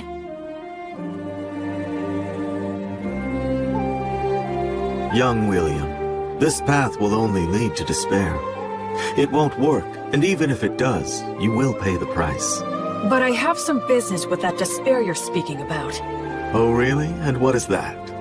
I don't like how its face looks, so I want to go and kick it in as hard as I can.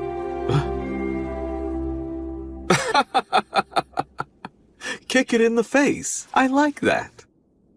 Come to think of it, you are a high priest, aren't you? And you have quite a good friend, too.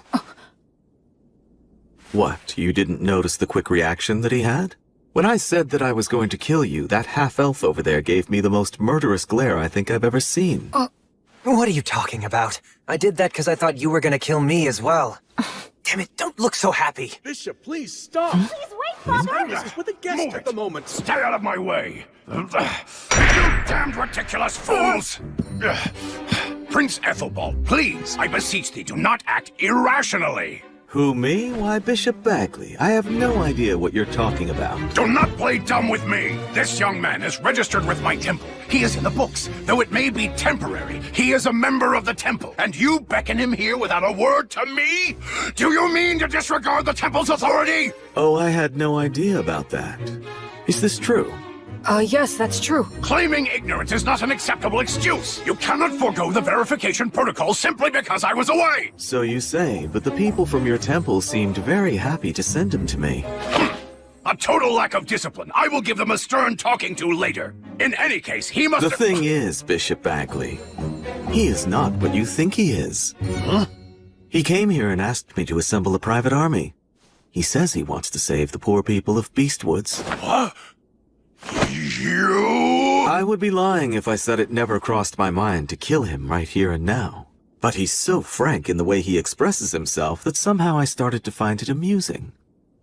Which is why I was just sitting here thinking of officially appointing him as a knight. Would your temple be willing to give him its blessing? You know, he would become a paladin. The temple and I can share the profits and responsibility. What do you say to that idea?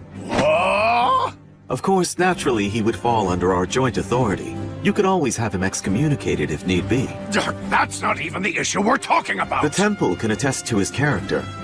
And as the Wyvern Killer, he should have no problems with all the rest. This is proceeding too quickly. I'll return to the temple and think it over. Would that be all right? Yes. But it would make me truly happy to see this happen, Bishop Bagley. I have taken a liking to this young fellow. Assuming I do decide to become his patron, you can spare me your silly games. You, novice boy, we're leaving now. Right.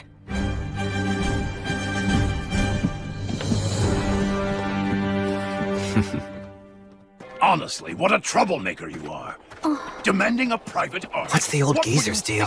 Menel, actually he's... Especially you. You're a novice. How dare you take matters into your own hands? So what if we did? It's not like you're our boss or something, mister. Excuse me? I'm the head of the temple, in case you forgot. So what? You want to fight over it? How dare you speak to me that I'm sorry. My father's on edge because he's had unresolved issues lately. No, I apologize for my friend's behavior. Anyway, so you're Bishop Bagley's daughter then? Yes, I am, though we're not related through bloodlines. At one time, the bishop was in charge of a temple in the capital city that accommodated a large orphanage. Ah, yes, I got it.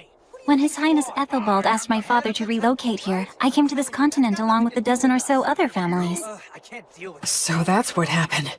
He's in a position where he can throw his weight around. He has connections everywhere, and he has loyal subordinates, too. Bishop Bagley! Thank you for all your help. Your intervention with the Crown Prince saved us. Thank you. I did nothing to warrant your gratitude. I only defended the temple's authority from the Crown Prince's utter selfishness. You just happen to be a part of that. Besides, when he's amused by something, he has a habit of doing absurd things. It's a real problem. But be that as it may, I still must respect his royal stature and worldly authority. I'll take his proposal into consideration. You will remain in the chapel after the evening prayer. All right. I understand. The thing is, What? What's the evening prayer? You unbelievable fool! You know the prayers that are called Vespers and Compline? Those holy practices were revised 200 years ago. Did you serve your apprenticeship with one of such a long-lived race? Sure. I guess that would be a good way to put it. So it seems that you are not entirely ignorant then. Anna, go fetch some books on the revisions to the liturgy, and while you're at it, find a suitable teacher for him as well. Yes, Father. This boy is a novice, and on top of that, an ancient who's come here from 200 years in the past. He'll take a lot of work.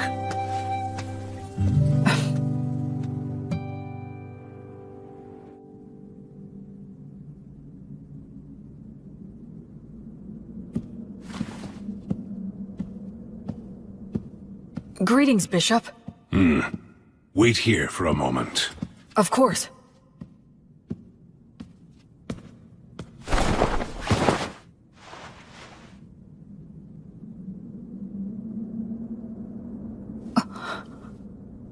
His praying form looks frighteningly masterful.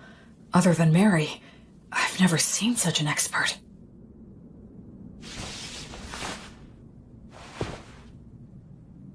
Now then, What is it? As head of the temple, you have earned a high level of divine protection, yes? Equal to my own, if not even higher. The people of the temple told me that you don't use the blessing, and when you pray, either you don't let anyone watch, or you don't apply yourself fully when others are present. Why is that? Ha! Foolish novice. Just what exactly do you think the blessing is? Divine protection from a god. Well then, why did a god bestow divine protection upon you? You think it was to give you special treatment? Not so, correct? To act through you. Understand? It is the god's wish to be able to achieve something great through you. And in order to live up to the god's ideals, we must constantly be in thought about how to use the blessing most wisely. Using it for personal gain will sadly detract from the god's glory. Most of those dimwits fail to understand this point, which is why they will one day lose the blessing. I am the head of the temple. This land is wild, and development on it has barely begun. To secure funding and rights, I must yell and intimidate. To lay the groundwork, I must do favors and use bribery. If I were to use such a high blessing in these circumstances, the people would question why a man like me received divine protection in the first place. Now, youngster, do you think this kind of behavior would contribute to the glory of my guardian deity, Volt? No.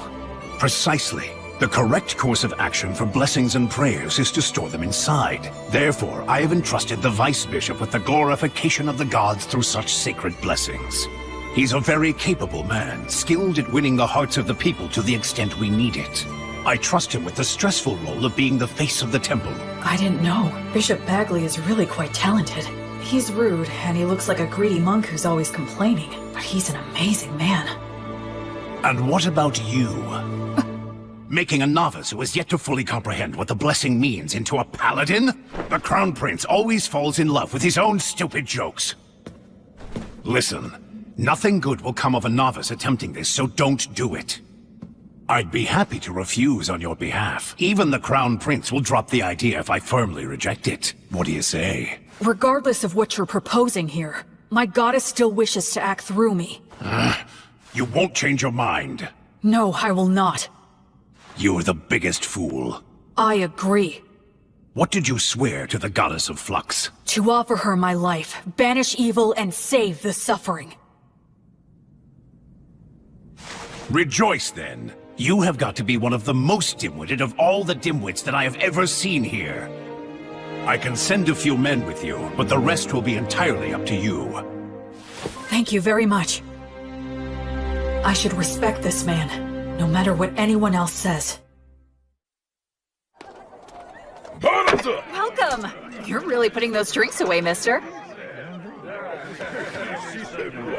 Don't go for people who use adventuring as a job. You have to find those who are in it for the glory and prestige. We need real ruffians who will put their lives on the line for the sake of adventure and battle. Right. Just like blood. They have Demon Beast horns and Demon Beast hide? Those are their battle spoils.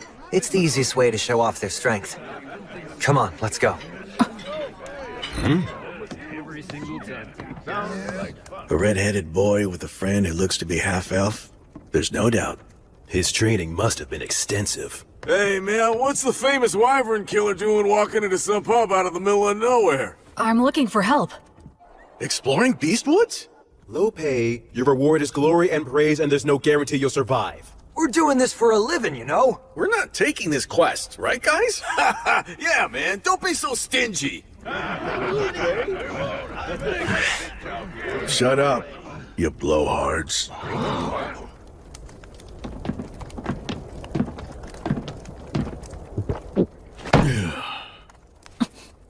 Look at the fingers of a swordsman. You can tell a lot by looking at his hands and whether or not he'll allow any wandering thoughts that prevent him from drawing his weapon. Sounds to me like what you want is a madman, am I right? Not a bunch of blowhards with good manners but no skills, or who picked up the etiquette and patience to do any job, but who are just a bunch of shitheads who have no fear. The worst kind of scumball adventurers who'll risk their lives for the dumbest ideals, right? Yes, that's the reason we've come here. Hey, you hear that? I called it from the start. Bunch of damn lunatics. Gotta buy our drinks for a change. Yeah, that's right. What do you hope to get out of exploring Beastwoods? Where are we going? To the ruins or the forest? We don't deal with small potatoes. We want the demon boss. The leader of the demons running amok in Western Beast Woods. The subordinate demons are thought to command demon beasts. That's a big fish. It is. The location is unclear. Just finding him there will be hell. And we're talking instant death if we're ambushed during the search. That is highly likely. In other words, this is gonna be a nice, fun, stupid little jaunt into the woods.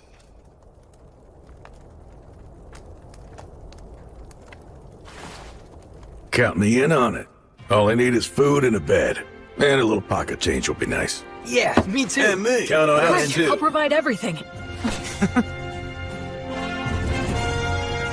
I'm William G. Merryblood. I'm Rastov.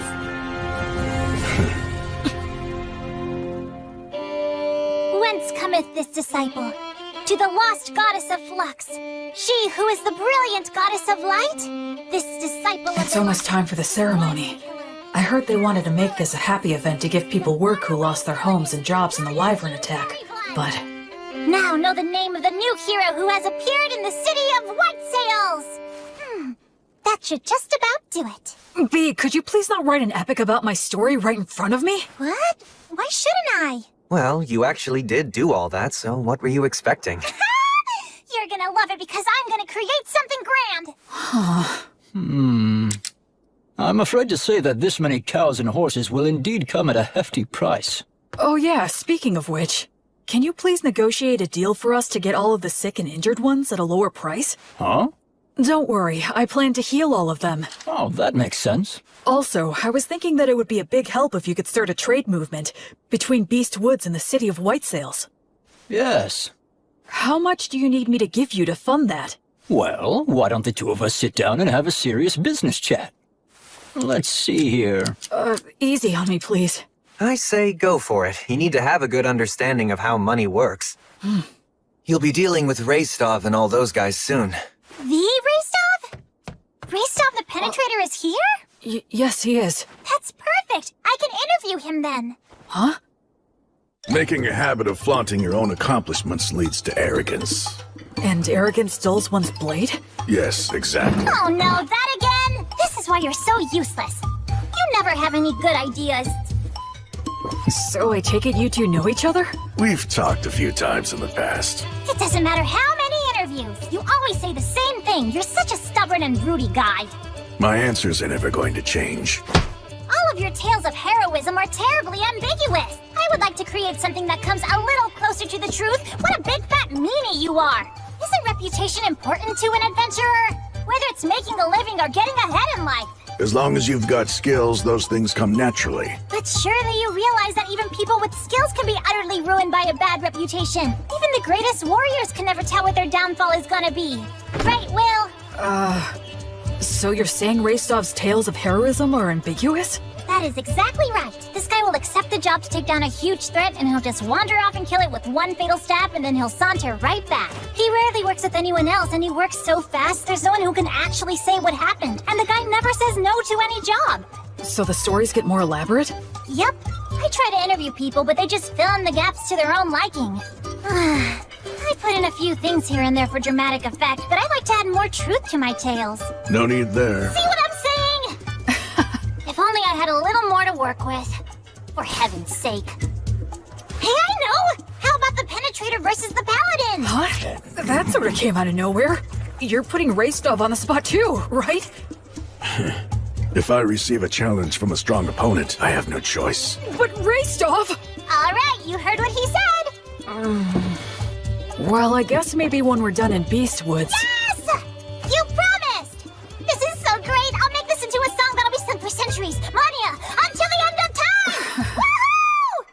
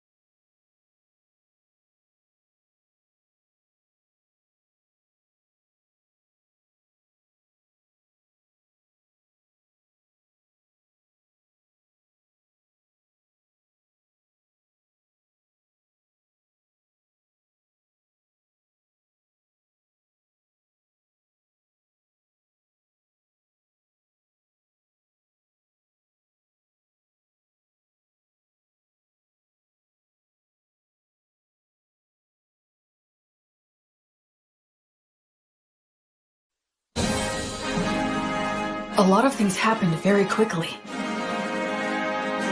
Having obtained official permission from the Crown Prince and the temple, I set off with my team of rowdy adventurers to begin the process of exterminating the dangerous demons and demon beasts infesting Beast Woods.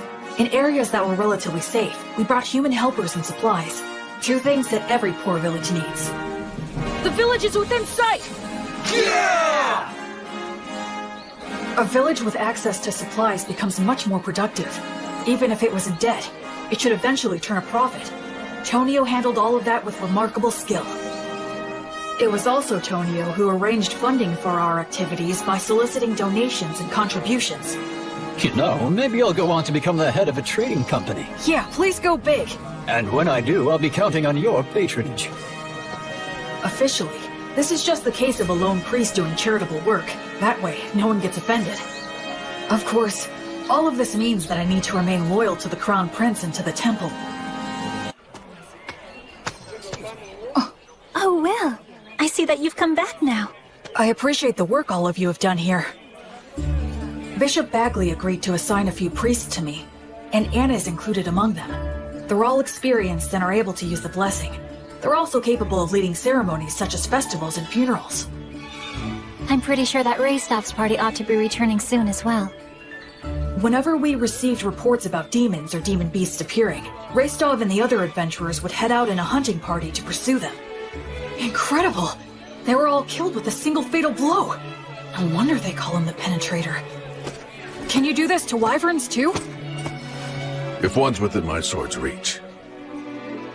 I would intervene in any disputes between villagers and try to help them settle things peacefully. You know, I wasn't really planning on doing all of this. Well, the thing is, once you've done it the first time, then you're kinda stuck. Word of my intervention spread, and I was called to intervene in other villages' disputes. My unexpected role as an arbitrator suddenly gave me a lot more to do. Whenever I had to visit other villages for benevolent purposes like that, or I had a message that I wanted to get out, B proved to be a really big help.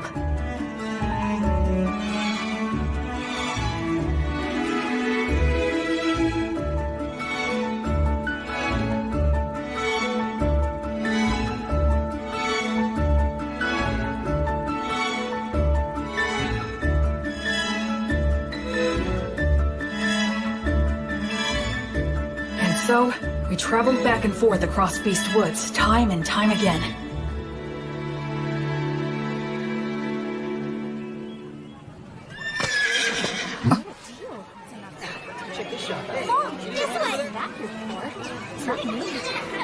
The atmosphere's so different now. This whole area has become relatively safe, so it's getting a lot more merchant traffic. A village that once had a dark cloud hanging over it, now full of life and smiles. Gosh, I finally understand now. Money is extremely important. Money is what makes the entire world go round. With money, you can solve anything without magic. Buy tools, hire help, and the ability to make a profit is just as important as magic. Everything you taught me was exactly right.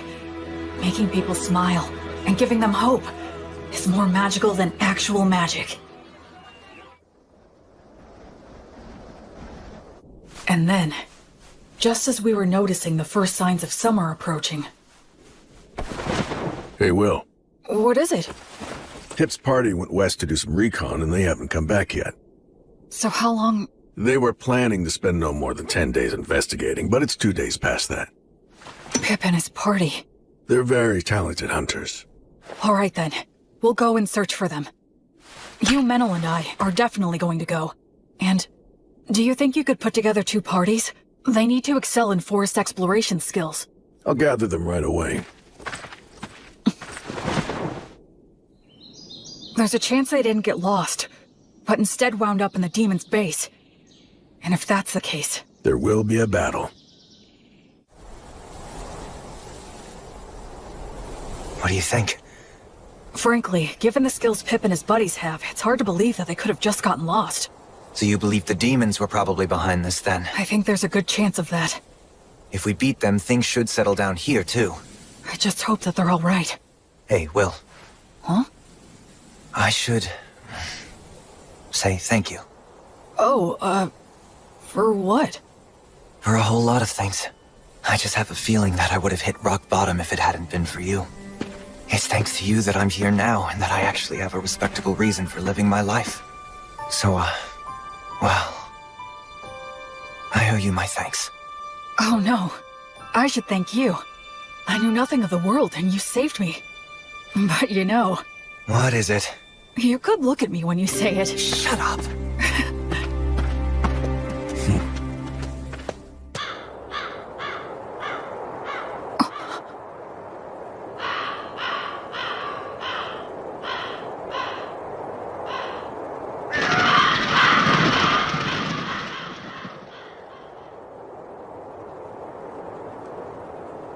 Hey.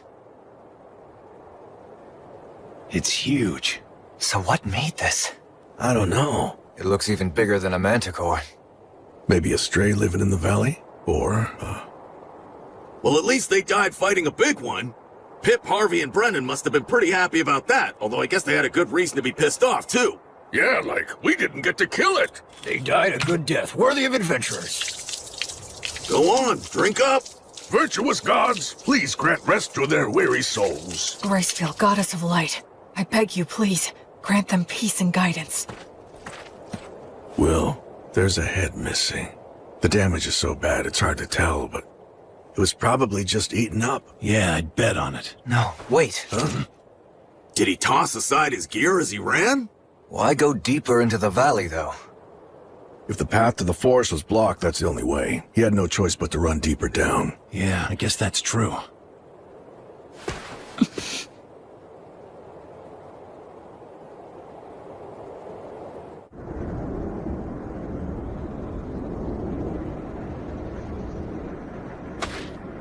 How strange. Yeah. Feels off. What do you mean? What's wrong? The footing here. It's very poor in this valley. Even if they fled, getting this far would be... It's a trap! Retreat!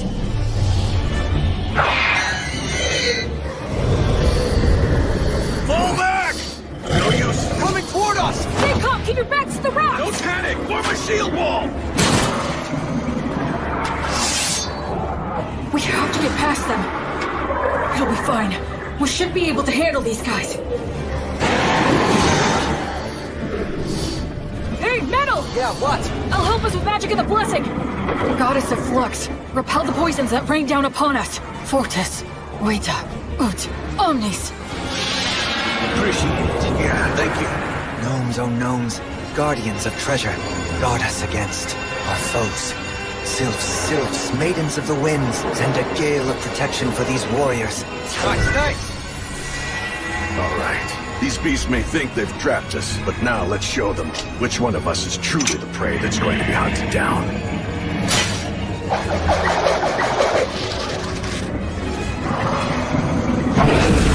Shoot now!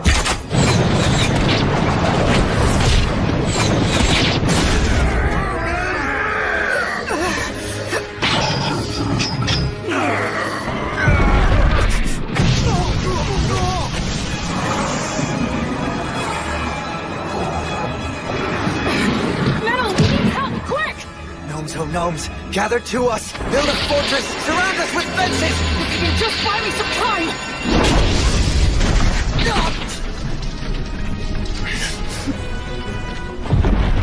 No, don't!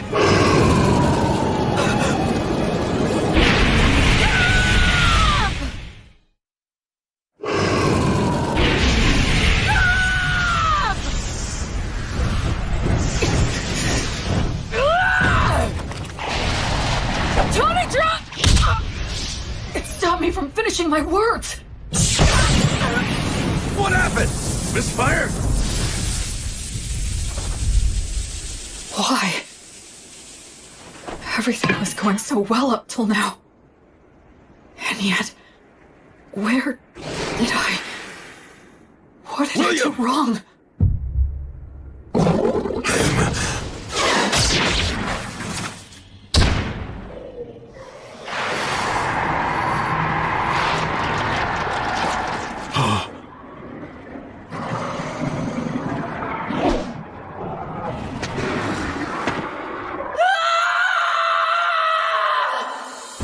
The techniques that I'd honed, the spirit that I'd refined, The tactics that I'd learned, all of it was gone. All I could rely on was blind fury and the abilities of my demon blade. As I hacked away at the enemy again and again, it was an ugly, unsightly battle that just made me want to cry.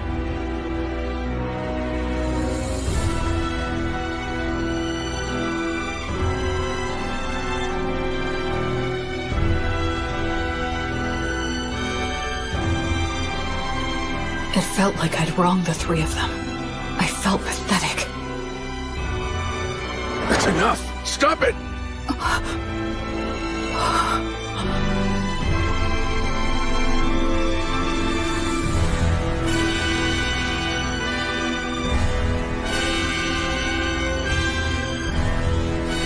Go! Quick! He'll Menildor! He'll die! Menel!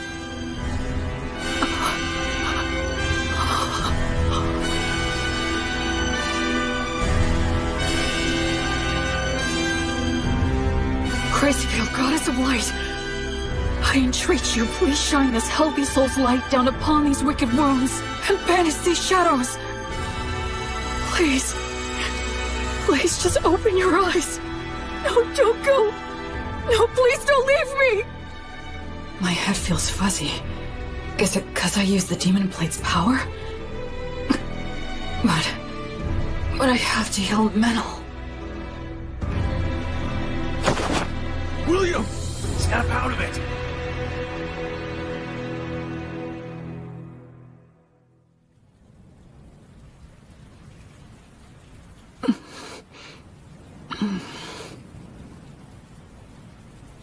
So you're awake, huh? Where am I? A village not far from the valley. After that battle ended, we retreated, bearing you and Menildor here upon our backs. The Chimera fled. I see. Where's Menel? He remains alive. Between the magic and protection you put on him before the fight, and Menildor's own quick reaction, it seems your blessing came just in time. Thank goodness. Although he still hasn't woken up yet. Then I have to go to him. You still need to rest a bit longer. But if I... Menildor's condition is stable now. He's already had all the care that he needs. You burned up far too much of your strength, so rest.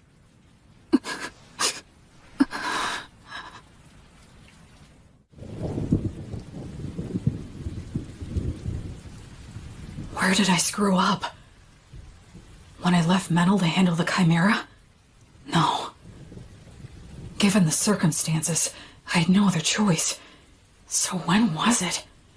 Was it just getting caught in that trap in the first place? If I'd been more careful, and took the time to send out scouts in every direction, we wouldn't have wandered blindly into that valley. We had plenty of people at our disposal. Up until that point, we'd been successful, and we were rattled by finding some of our men dead. Maybe all of that led to a simple lack of caution. No, I think I'm missing something. Some kind of fatal flaw. So they retreated, huh? Really? The Wyvern Killer and the Penetrator? I heard they ran into some absurdly huge mixed-up demon beast called a Chimera. Wonder what they're gonna do. Also, that elf mix was hurt bad, wasn't he? Yeah, he's really got it rough. When you're stuck with a monster like the Wyvern Killer, no amount of lives is ever gonna be enough. Yeah. A monster? Yeah, guess I am.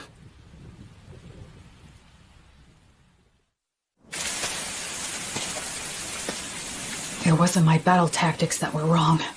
It was my estimation of our strength. I put my trust in Menel. I just believed that he'd always have my back. That he could keep any enemy in check for me, no matter what. I thought he could handle that much, but I ended up coming extremely close to getting Menel killed out there. I just decided on my own that he was my friend, and in my innocent naivete, without even thinking, I set him up to face dangers that he wasn't ready for. Hey, Will, over here! B. Antonio. We got your message and rushed right over. And also, Anna will be coming and is due to arrive here with the priests later on. I see. Hey, Will! Know what? We heard you save Menel's life earlier. I can't believe it! You ran into a beast as impossibly tough as a chimera, but you still beat an insane number of magic beasts and even saved Menel's life! You really are absolutely incredible! I doubt that Menel and the others who have been stuck with me would agree with that opinion. Huh? I'm going to see him. But Will... Wait, Will, shouldn't you keep resting at least a bit longer? I'm fine. I'm very strong after all.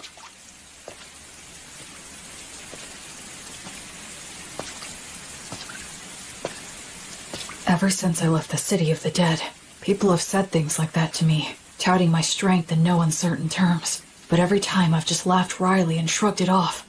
I believe that subconsciously. I was trying not to think about it, but the fact is, I can't avoid it anymore. Because in this world, my strength is simply far outside the norm.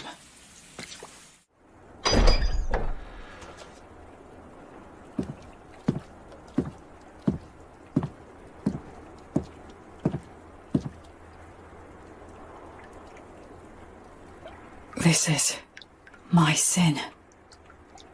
Menel, I'll fix you up right now. Gods, please take pity on Menel and heal him. I'm sorry, Menel. I just wanted a friend who could be my equal. I wanted what the three of them had. Comrades who had each other's backs, supported each other, and respected each other.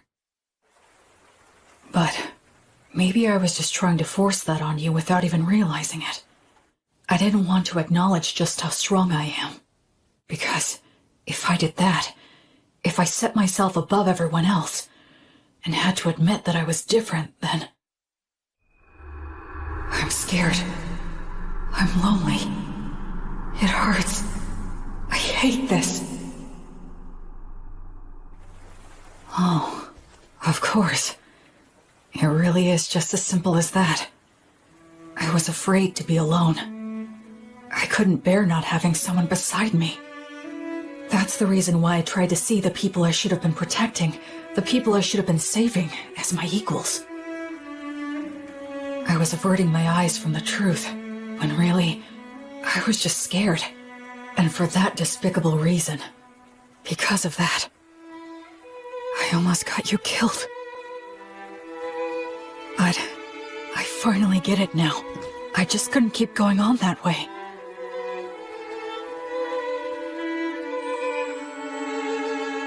Oh, Goddess, are you here because you're worried about me? Up until this moment, I've been foolish, but it's fine now. Please, you can rest at ease. I'll put an end to your sadness right away. I'll save everything, everything within my reach. As your sword and as your hand. Everything will be all right. Goddess, I vow to you, I'll solve all this on my own.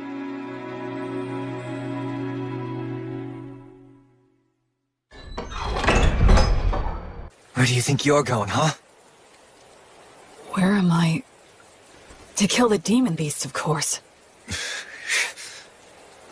Alone? Yeah, that's right. I doubt you can keep up with me.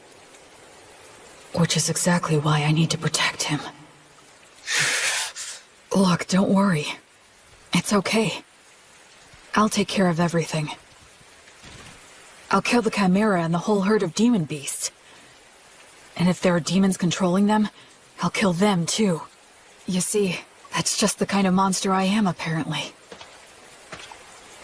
Look, Will. Stop screwing around! Wake the hell up, idiot! Oh, so this is how it's gonna have to be, huh? Is that all you've got, Meneldor?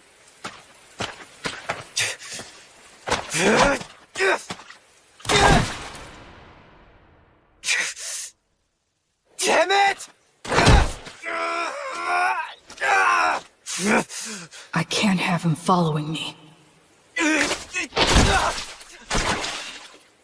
Damn it! Damn it! Damn it!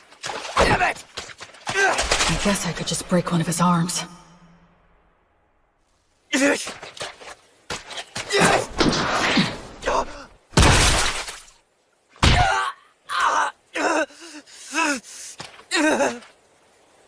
Just go and get someone to heal you.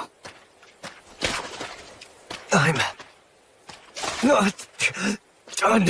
Oh, yeah? You're more resilient than I thought. What should I do now? Use words to make him stay here? No, I'll constrict his carotid so he loses consciousness. Gnomes, oh gnomes! Clench your fists! Use them to strike the enemy! Useless incantation. No! If I dodge it, the magic will hit Metal!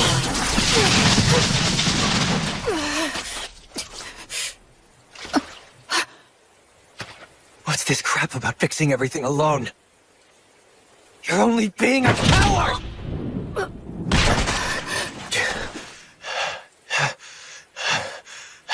Did you really have to go that far? Huh? We were only together because of pure chance. There was no reason for you to do that. Yeah, that is true. I have no reason at all to go out of my way to stop an emotionally unstable coward who's completely lost it just because he got his ass handed to him one time. So then... Still, you're my friend. And friends stick together. If my friend goes nuts, I want to do something to help. Metal. You don't know much about your own origins, and you're clueless about the world overall. At times I've thought you seemed suspicious. But still, you're a nice person. I know you're trying to do things right and do your best. After all, you did save my life, and you saved that whole village. We traveled together, and we fought together too. I enjoyed spending time by your side. I'm grateful to you from the bottom of my heart for sending off those villagers. Look, Will, the fact is you're my friend, and I don't abandon friends.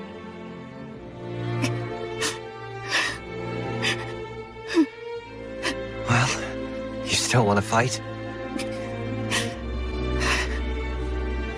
I surrender. I know that I'm still weaker than you now, but just you wait. I'll catch up before you know it. Metal. And soon enough, I'm going to prove that you are no monster.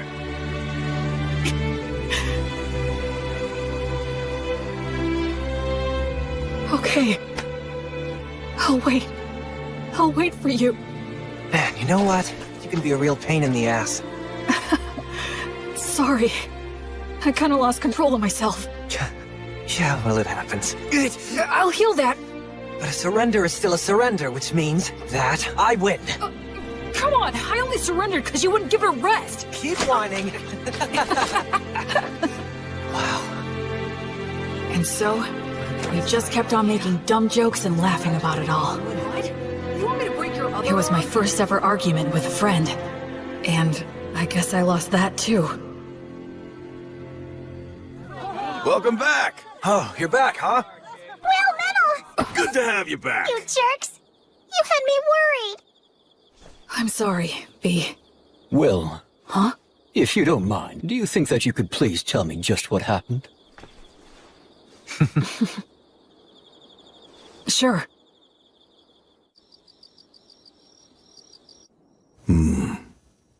That's an illness of the strong. And the stronger that you are, the harder that it can hit you. Depending on the severity of the case, it can even kill you. I'm so sorry. I really didn't mean to make all of you worry.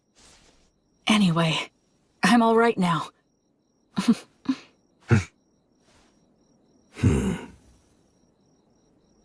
You two were stuck in bed not long ago, and you're off slugging it out?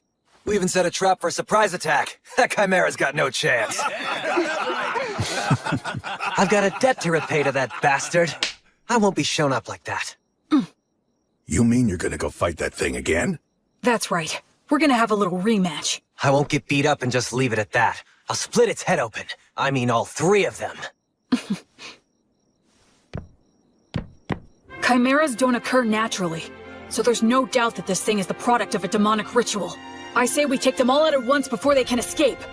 You want to go after it this soon after it roughed us up? I won't just give up and leave it like this. Let's bust them up good. All right. Guess we should round up some help, huh? This'll be a good, fun, stupid as hell adventure. A silver coin for a demon beast's head. And 10 gold coins for the demon bosses!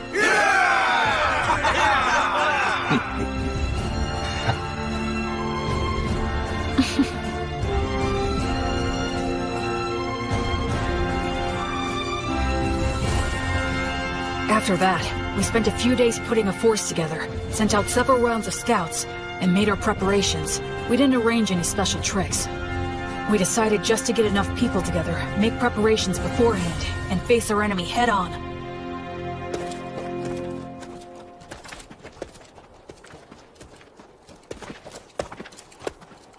Let's set up our formation and our gear here. Anna and all of you other priests, please support us from here. Yes, sir! When we're all ready, we'll send our front line to the battle zone!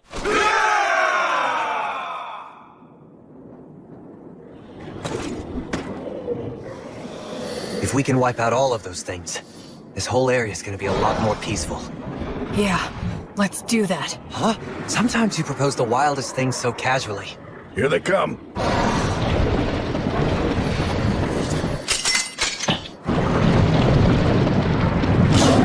I've got your back. Thanks. I'm counting on you, Menel. We'll break through head-on! By Volt's blade of lightning, let us triumph! Burn bright, blazes flames of courage! World, send us a tailwind of good fortune! Virtuous gods, Regis protection! Shoot! Sagita Flamium!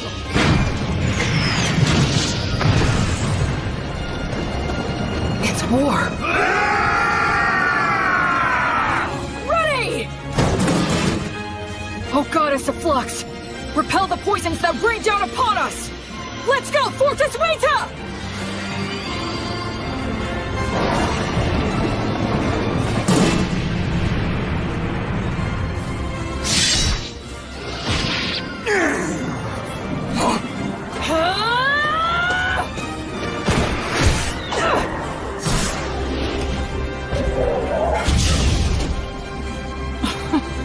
How could I ever think that I'd fix this all alone? I was never any more than one factor in this battle. The battlefield's not so easy that only one person is enough, no matter how strong they are. By the flame of Gracefield!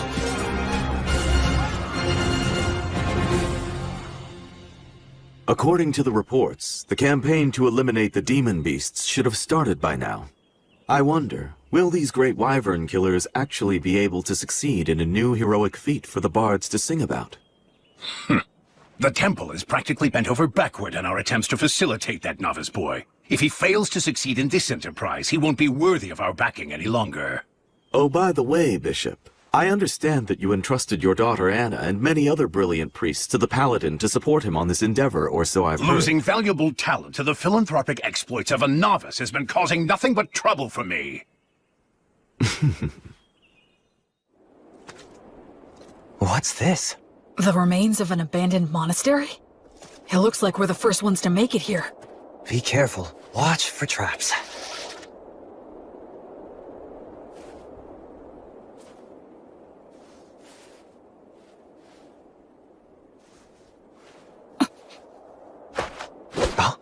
Omnia, Vanitas, Erasus.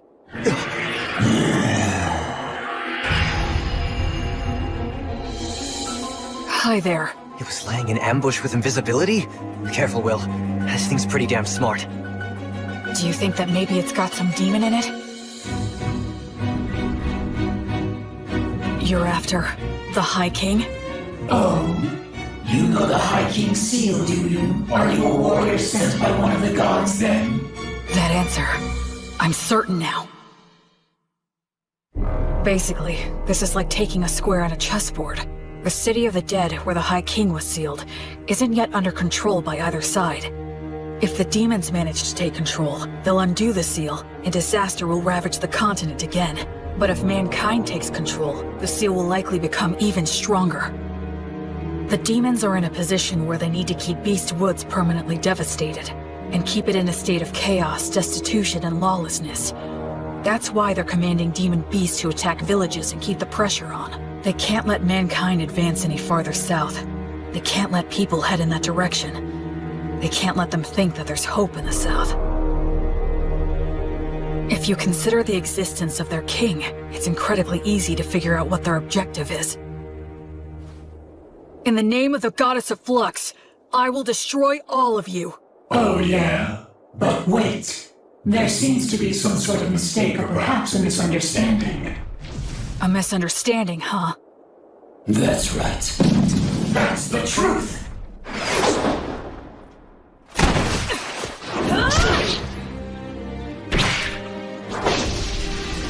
And their surprise attacks! Demons like to stick to the classics, huh? Metal! On it! Sagitta Flameo! No, you don't! Sylph's Maidens of Wind! Gracefield, grant us your protection! Don't stop it! Just divert it! Gnomes, oh gnomes, slip underfoot! Tighten, bind, and tie it down!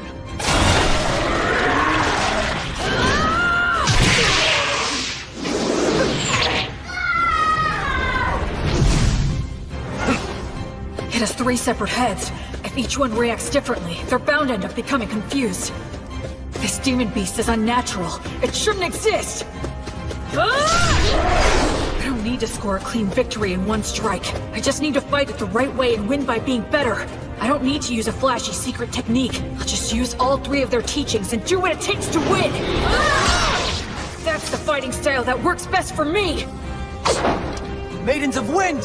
Bless this arrow with your kiss!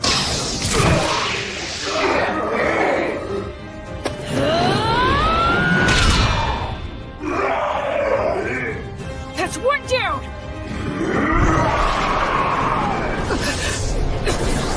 You give me no choice. Although I detest this dragon's power, I must use it! Dragon? This one too? Metal, step back and give me a little room. I'll strike it down now! I was raised on Mary's bread, and my arms bear Mater's stigma, which means poisons don't work on me. I'm sure you'd like some glory of your own too, huh?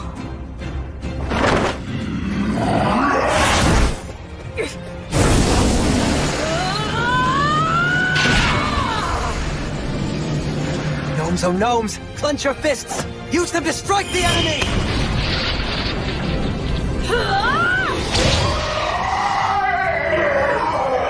Nowhere to run now! Acceleratio!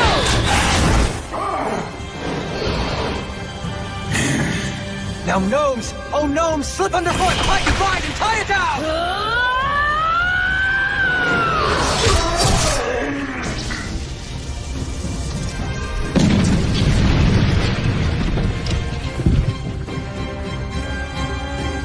We won! All right!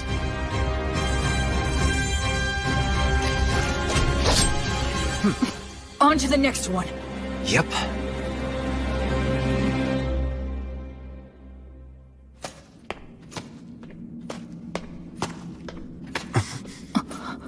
Took you long enough. Rastov? I'll be taking those 10 gold coins you promised. What? No way! He beat us to it? You're kidding! How'd you do it? Came from the side. Since you 2 guys were busy taking care of the Chimera for me, it was actually pretty easy. Well, that's Rastov the Penetrator for you. He's too good at getting ahead of people. You have to be if you want to get to the strongest opponents. Careful, there could be traps here. I guess we're the first ones here. Those 10 gold coins are ours. Huh? To our victory!